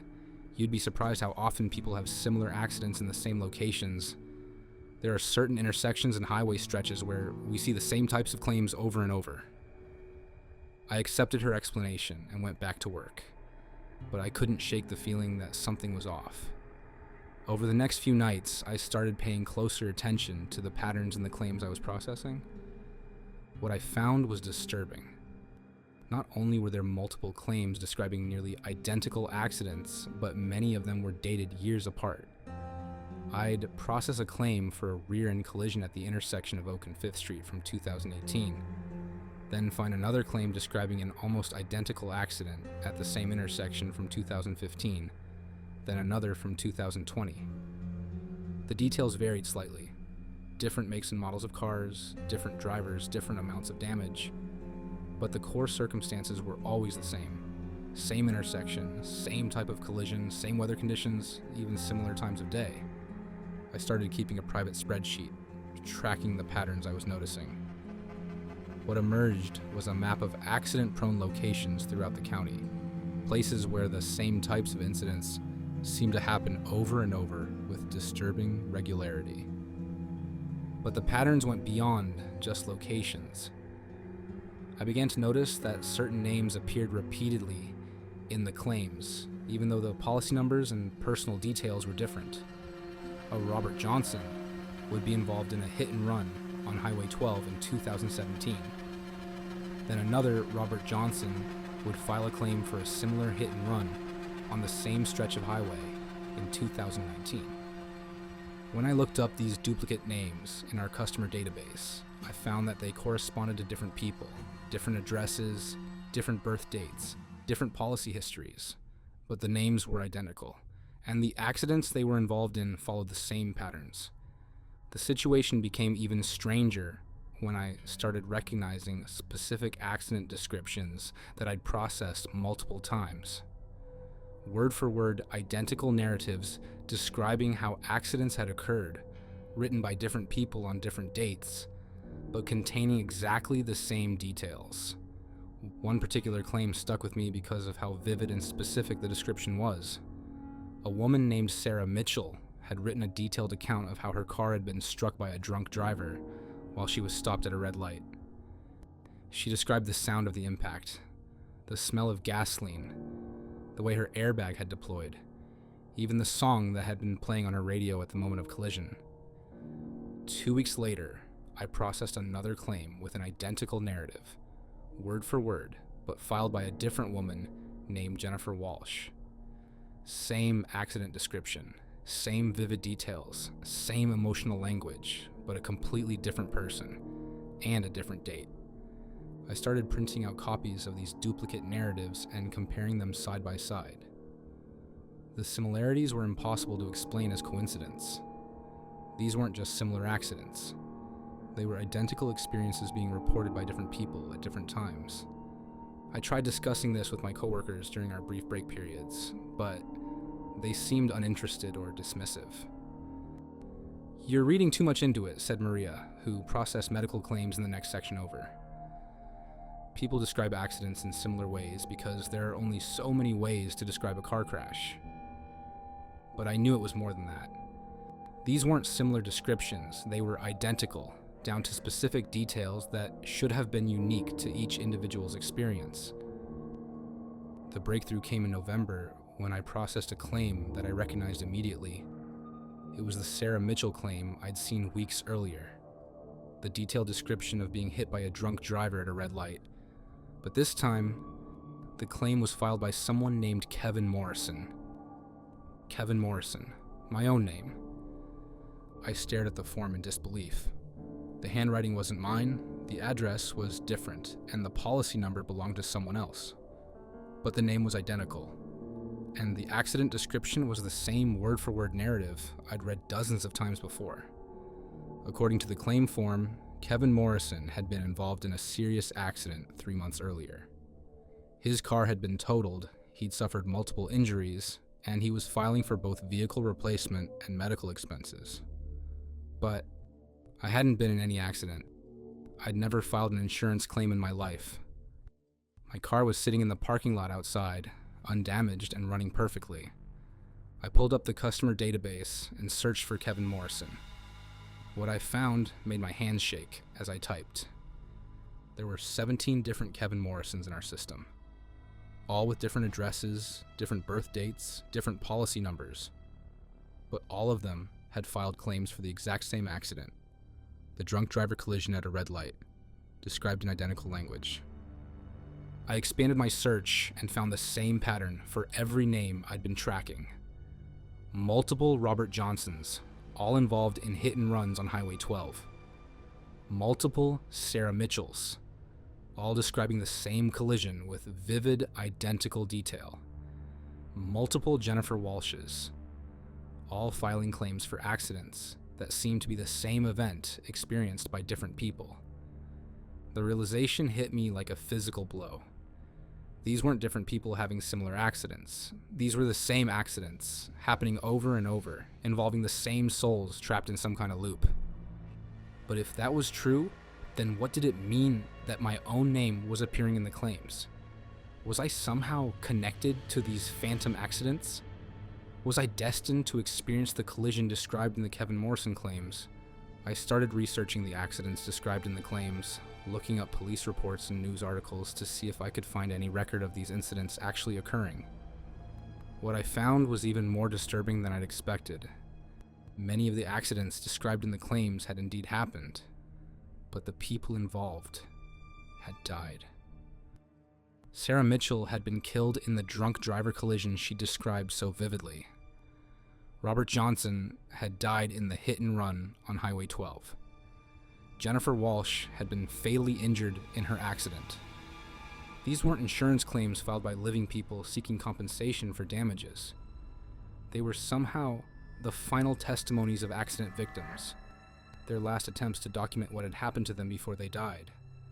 But why were they coming through our insurance system?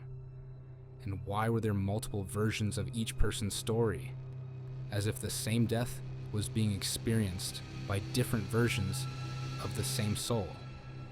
The answer came to me during my shift on a particularly quiet Tuesday night in December.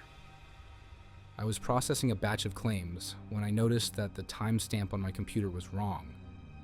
According to the system, it was 3:47 a.m. on October 15, 2019, a date that was 3 years in the past. I checked my watch and confirmed that it was actually December 8th, 2022. But when I tried to correct the system time, it wouldn't change.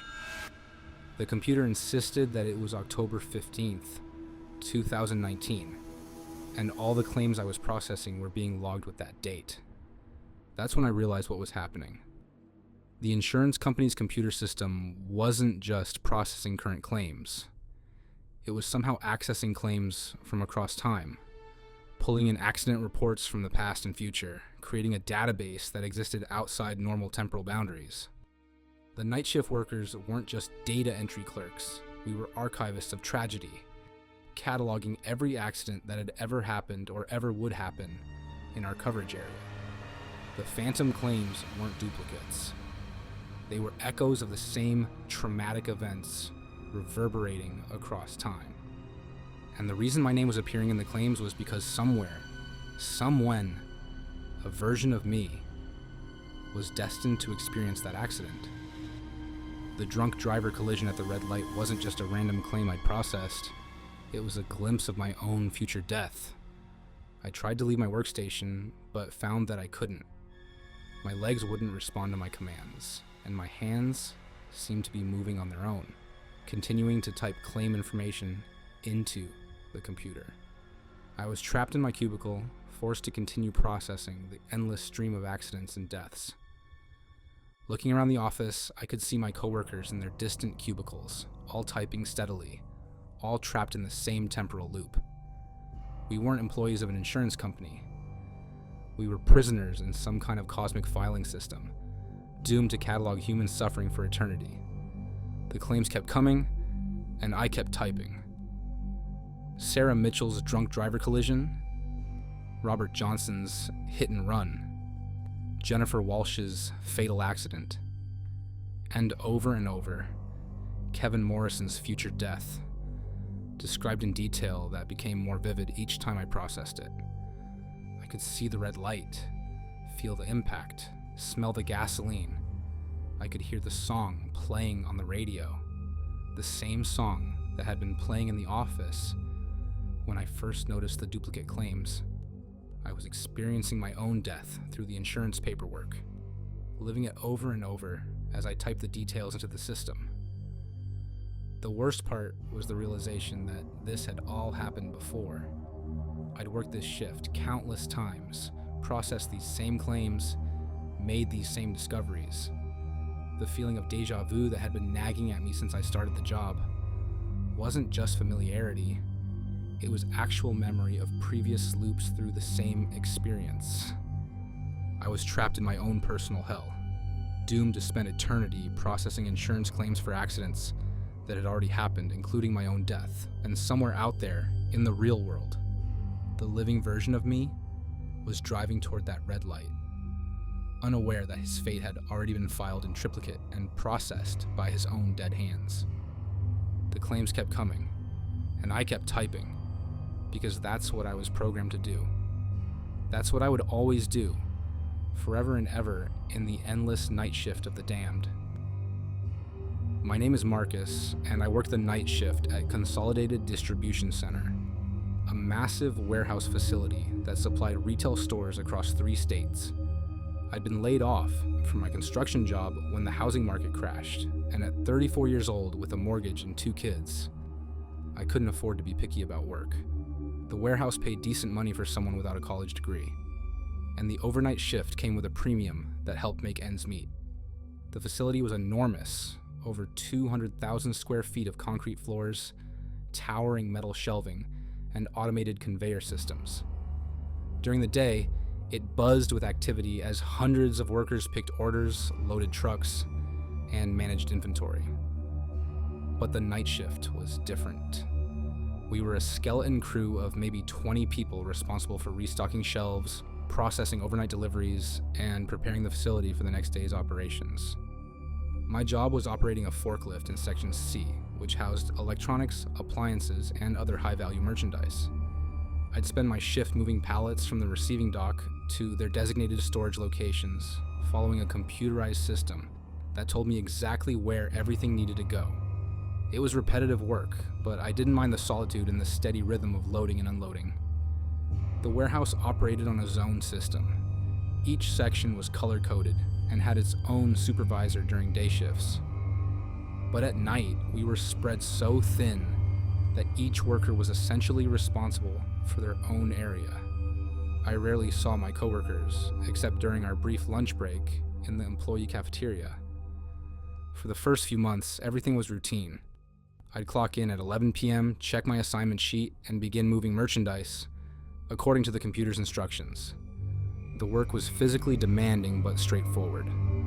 Pick up a pallet here, deliver it there, scan the barcode, update the inventory system, repeat. The first strange incident happened on a cold February night. I was moving a pallet of televisions to aisle C47 when I noticed that the location was already occupied.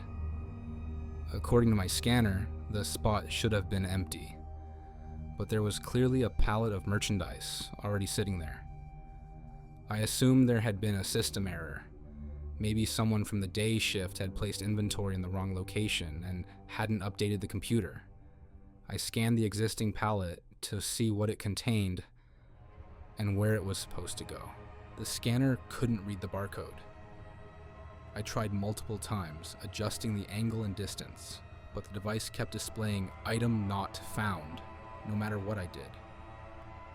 The barcode itself looked normal. Black lines on a white background, but my scanner acted like it didn't exist. I decided to move the mystery pallet to a temporary holding area and place my televisions in the designated spot. But when I tried to lift the pallet with my forklift, the forks went right through it. Not around it, not under it, through it, like it was made of air. I stopped the forklift and got out to examine the pallet more closely. It looked completely solid. I could see the cardboard boxes stacked neatly on the wooden pallet, could read the shipping labels and product descriptions.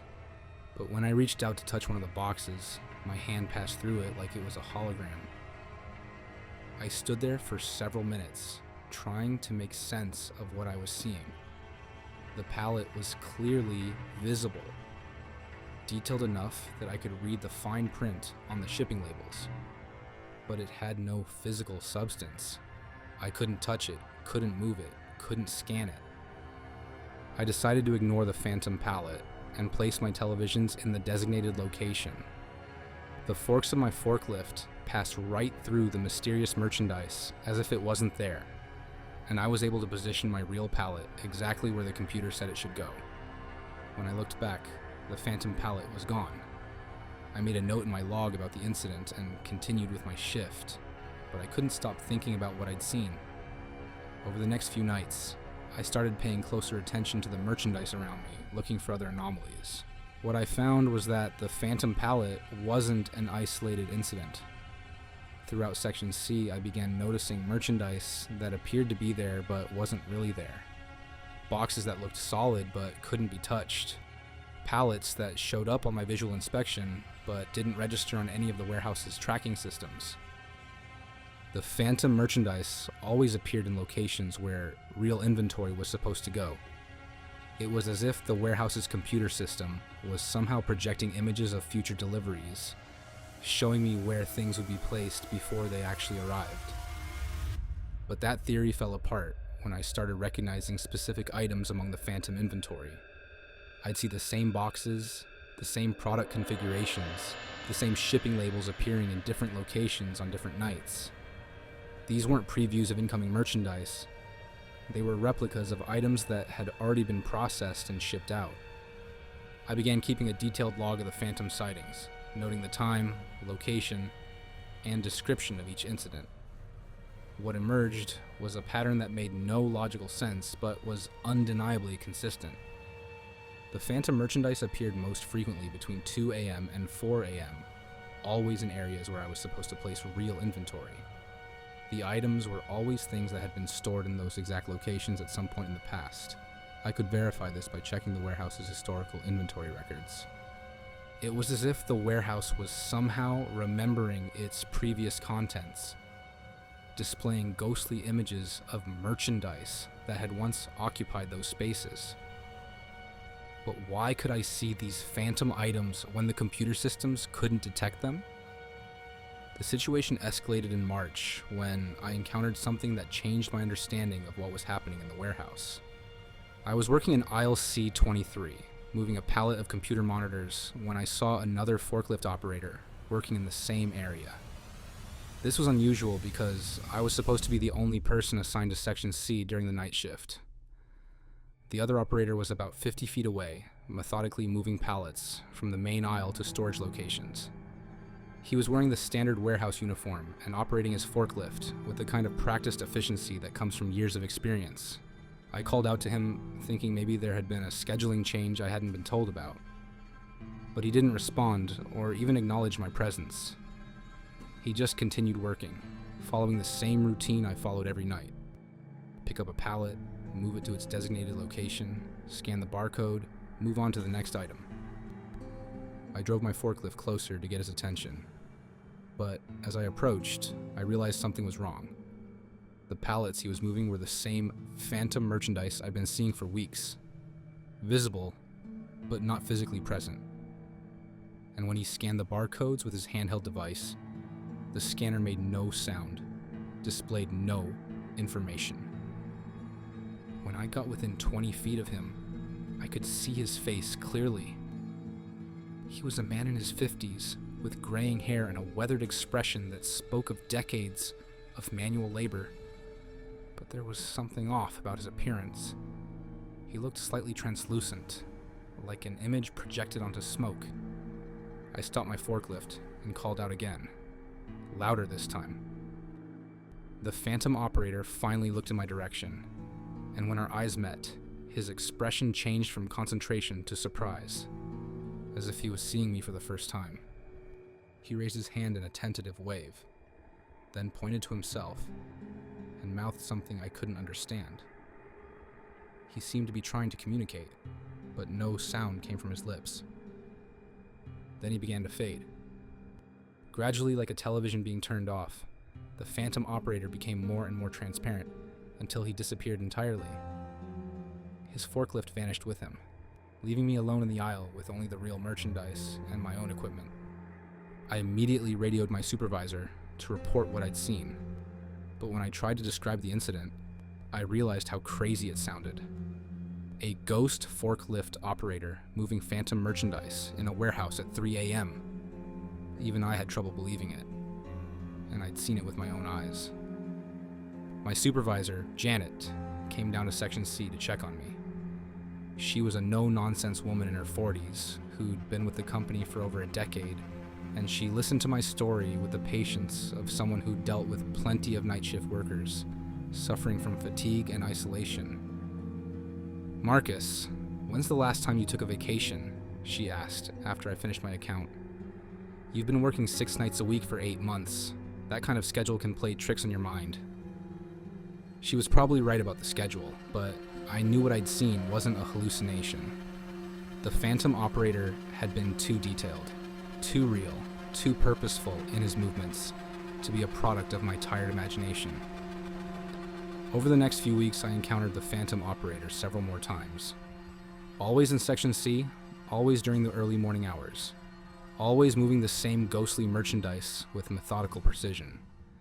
and each time he seemed more aware of my presence, more interested in trying to communicate with me.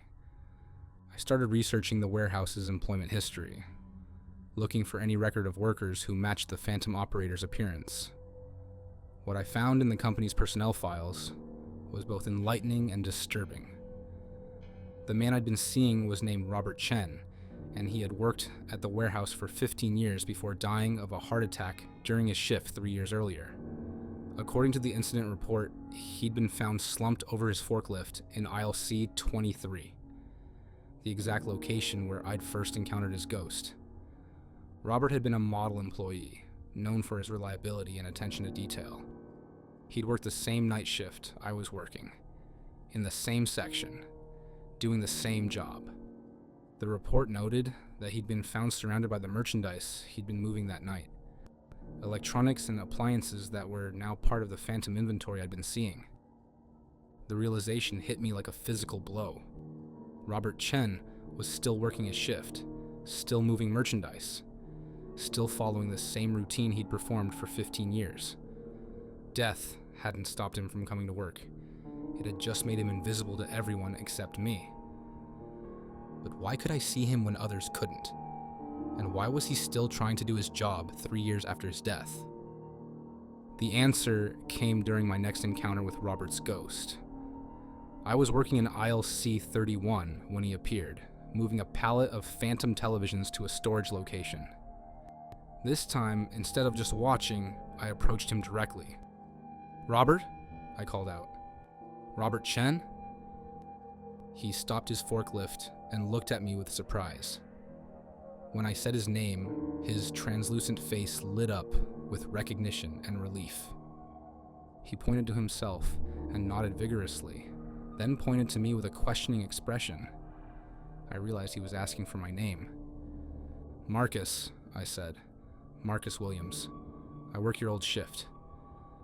Robert smiled and gave me a thumbs up, then pointed around the warehouse with a sweeping gesture. He was trying to tell me something about the facility, about his work, about why he was still here.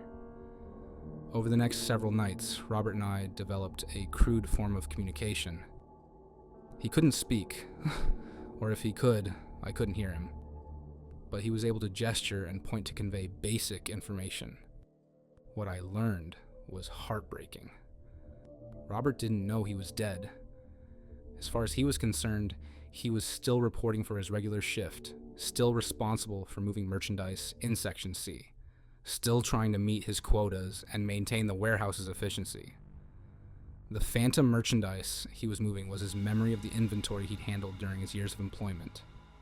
Every pallet, every box, every item he'd ever moved was somehow imprinted in his consciousness, and he was still trying to organize and store it all according to the warehouse's systems. But the systems had changed since his death. New procedures, new inventory locations, new computer protocols that his ghost couldn't understand or adapt to. He was trapped in an endless loop trying to complete work assignments that no longer existed, using methods that were no longer current. The saddest part was that Robert was clearly frustrated by his inability to complete his tasks. I could see the confusion in his translucent features when his scanner wouldn't work, when his forklift couldn't lift the phantom pallets, when the computer system didn't recognize the merchandise he was trying to process. He was a dedicated worker trying to do his job, unaware that his job had ended with his life. I started helping Robert in small ways. When I saw him struggling to move phantom merchandise, I would position my real forklift nearby and go through the motions of helping him lift and transport the ghostly pallets. It didn't accomplish anything practical, but it seemed to comfort him to have assistance with his impossible tasks. I also began talking to him during our encounters, telling him about changes in the warehouse, updates to procedures, news about coworkers he'd known. I couldn't be sure how much he understood, but he always listened intently, nodding and responding with gestures that suggested he was processing the information. The situation continued for several more weeks until one night in April when everything changed. I was working in aisle C23, the location where Robert had died. when he appeared for what would be the last time. But instead of moving phantom merchandise, he was just standing next to his ghostly forklift, looking around the warehouse with an expression of dawning realization. When he saw me, he walked over and pointed to the spot where his body had been found. Then he pointed to himself and made a gesture across his throat, the universal sign for death. He had finally understood. Robert looked at me with an expression of profound sadness and gratitude. He pointed to me, then to himself, then made a gesture that encompassed the entire warehouse. He was thanking me for helping him, for keeping him company during his long, lonely shifts in the afterlife. Then he did something that broke my heart. He took off his phantom hard hat and handed it to me. Of course, I couldn't actually take it. My hands passed right through the ghostly object. But the gesture was clear. He was passing his responsibilities to me, acknowledging that his work was finally done. Robert gave me one last smile, waved goodbye, and began to fade away. But this time was different from his previous disappearances. Instead of simply vanishing, he seemed to be dissolving into points of light that drifted upward and disappeared into the warehouse's high ceiling. He was finally at peace, finally able to rest after 3 years of trying to complete an impossible shift. I never saw Robert again, and the phantom merchandise stopped appearing in Section C. The warehouse felt different after that, quieter somehow, as if a presence that had been there for years had finally departed. I continued working the night shift for several more months, but the job felt different without Robert's ghostly companionship. I'd grown accustomed to his presence, to the knowledge that I wasn't entirely alone in the vast warehouse during those long overnight hours. Eventually, I found a day job at a smaller company and left Consolidated Distribution Center. But I'll never forget Robert Chen, the dedicated worker who couldn't let death stop him from doing his job, and who taught me that sometimes the greatest kindness we can offer is simply acknowledging that someone exists, even when the rest of the world can't see them. I hope he found whatever comes after the night shift, and I hope it's a place where the work is meaningful, the hours are reasonable, and no one has to spend eternity trying to move merchandise that isn't really there. My name is Linda, and I work the graveyard shift at Murphy's Gas & Go, a 24-hour station located at the intersection of two rural highways about 30 miles outside of Bakersfield. I was 28 years old, recently divorced, and desperately needed a job that would let me work while my ex-husband had custody of our daughter on weekends. The overnight shift paid an extra $2 an hour, and since I was the only employee on duty from 11 p.m. to 7 a.m., I could study for my nursing degree during the slow periods. Murphy's was one of those old-school gas stations that still offered full service alongside self-serve pumps. The building had been there since the 1960s, a small rectangular structure with large windows facing the pumps, and a repair bay that hadn't been used in years. Inside, there was a counter, a few aisles of snacks and automotive supplies, a coffee station, and a small office in the back where I could do paperwork and take breaks. The location was isolated but busy enough to stay profitable. We got a steady stream of long-haul truckers, shift workers from the nearby industrial plants, and travelers making the drive between Los Angeles and the Central Valley. Most of my customers were regulars who knew the routine: pump their gas, grab coffee and snacks, pay, and move on. For the first several weeks, the job was exactly what I'd expected. Quiet periods broken up by rushes of activity, mostly between midnight and 2 a.m. when the bars closed and people were driving home. I'd ring up purchases, restock shelves, clean the coffee machines, and spend the rest of my time studying medical terminology and anatomy. The first unusual incident happened on a Thursday night in late September. I was reading about cardiovascular systems when I heard the bell chime that indicated someone had pulled up to the full-service pump. This was unusual because most people use the self-serve pumps, especially late at night. I looked out the window and saw an older sedan, maybe from the 1980s, sitting at pump number 3. The car was in remarkably good condition for its age. No rust, no dents, paint that looked like it had just been waxed. But what struck me as odd was that I couldn't see anyone inside the vehicle. I waited a few minutes for the driver to get out or signal for service, but nothing happened. The car just sat there with its engine running, positioned perfectly at the pump, as if someone was waiting for an attendant. I grabbed the keys to the pump and walked outside. As I approached the car, I could hear music playing from the radio, something that sounded like it was from the 1970s, with that distinctive AM radio quality. But the windows were tinted dark enough that I still couldn't see inside. "Can I help you?" I called out, standing a few feet from the driver's side window. The window rolled down slowly, and I found myself looking at a woman who appeared to be in her 50s. She had perfectly styled hair and makeup that looked like it belonged in a different decade, and she was wearing a dress that seemed too formal for a late-night gas station visit. "Fill it up, please," she said with a smile. "Regular, unleaded." Her voice had a strange quality to it, like she was speaking from a great distance or through some kind of filter, but she seemed friendly enough. So I unscrewed the gas cap and began filling the tank. "Nice night for a drive," I said, trying to make conversation. "Oh yes," she replied. "I'm on my way to see my sister in Fresno. Haven't seen her in such a long time." As the tank filled, I noticed that the car's interior looked as pristine as its exterior. The seats were covered in plastic, the dashboard was spotless, and everything looked exactly like it would have when the car was new. Even the air freshener, hanging from the rearview mirror, looked fresh and unused. The pump clicked off at exactly $20, which seemed like an odd coincidence. Most cars don't have tanks that hold precisely that amount of gas. "That'll be $20, I said. The woman handed me a $20 bill, and when I touched it, the money felt strange, old and soft, like it had been handled thousands of times, but also somehow insubstantial, as if it might crumble to dust at any moment. "Keep the change," she said, even though there wasn't any change. "Thank you. Drive safely." She smiled and rolled up her window, and I watched as the car pulled away from the pump and onto the highway.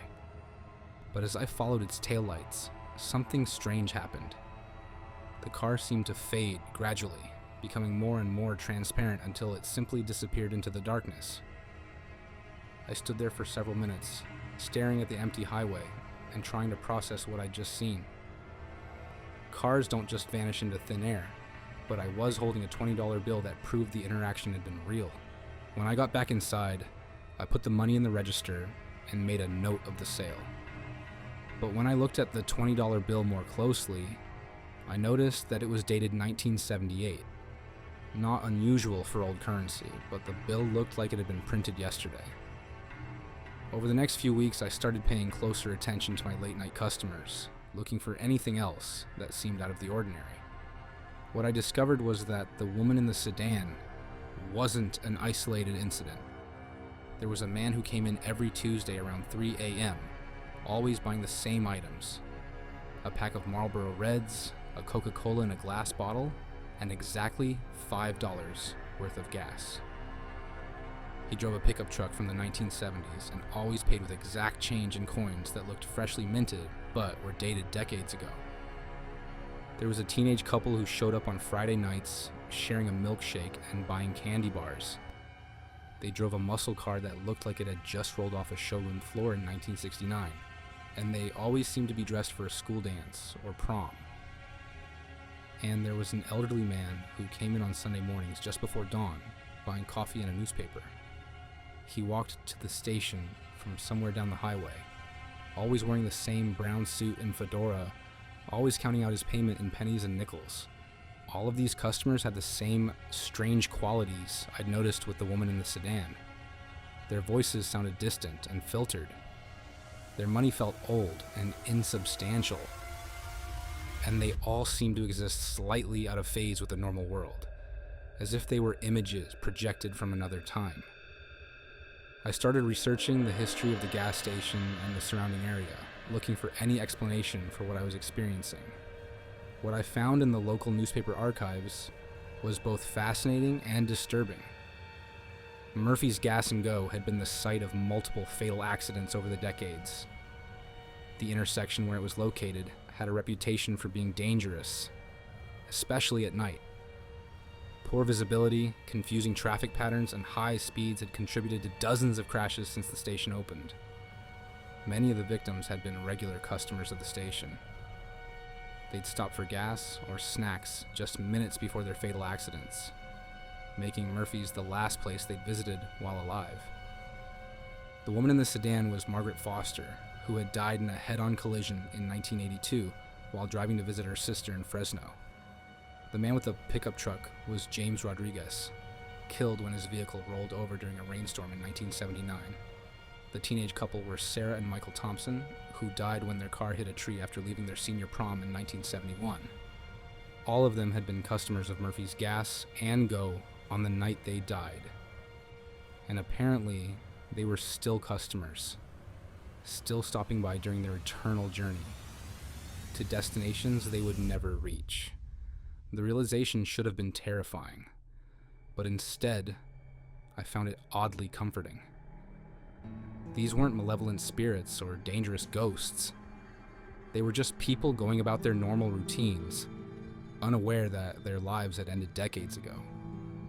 I started treating them like any other customers, making small talk, providing good service, accepting their phantom money, and making change when necessary. The bills and coins they gave me always disappeared by morning, but the register never came up short, as if the universe was somehow balancing the books. The ghost customers seemed to appreciate being treated normally.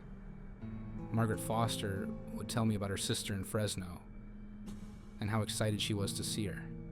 James Rodriguez would complain about gas prices and talk about his job at the lumber mill. Sarah and Michael would giggle and whisper to each other like teenagers in love.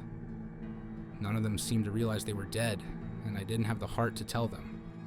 They were happy in their eternal routines, forever frozen in the moments before their tragedies, and I saw no reason to disturb that peace. But my interactions with the ghost customers began to attract attention from something else. Something that wasn't as benign as the lost souls stopping for gas and snacks.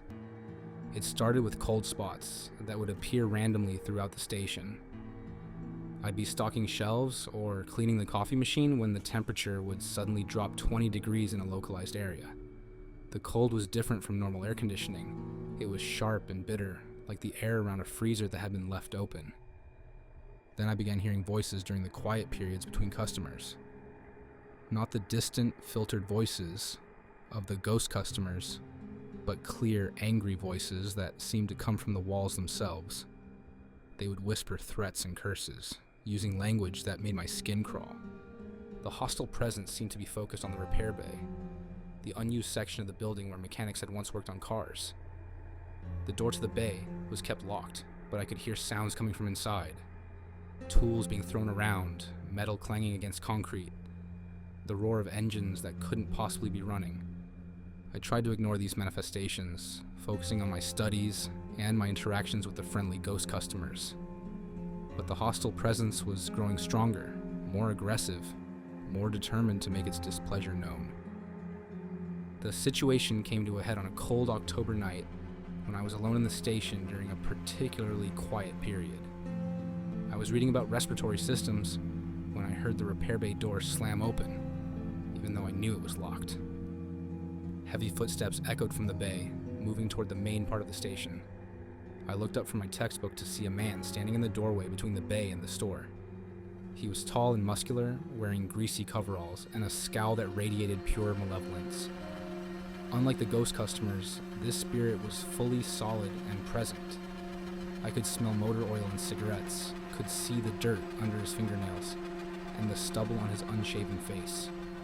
And his eyes were filled with a rage that seemed to burn like actual fire.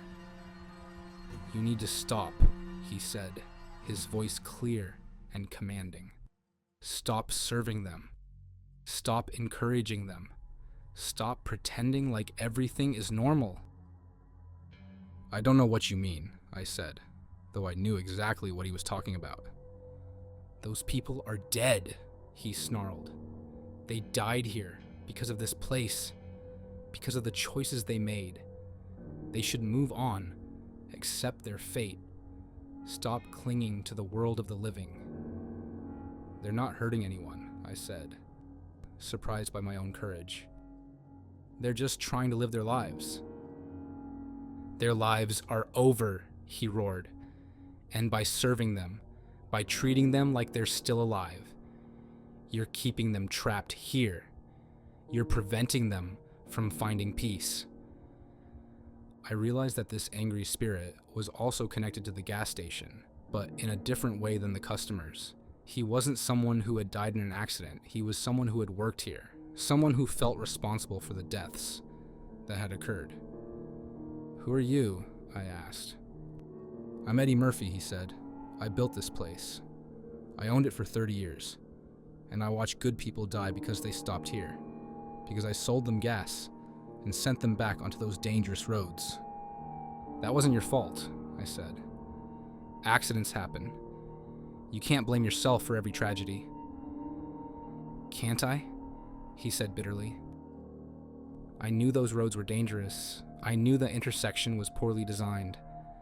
I could have closed earlier, could have refused to serve people who were obviously drunk or tired.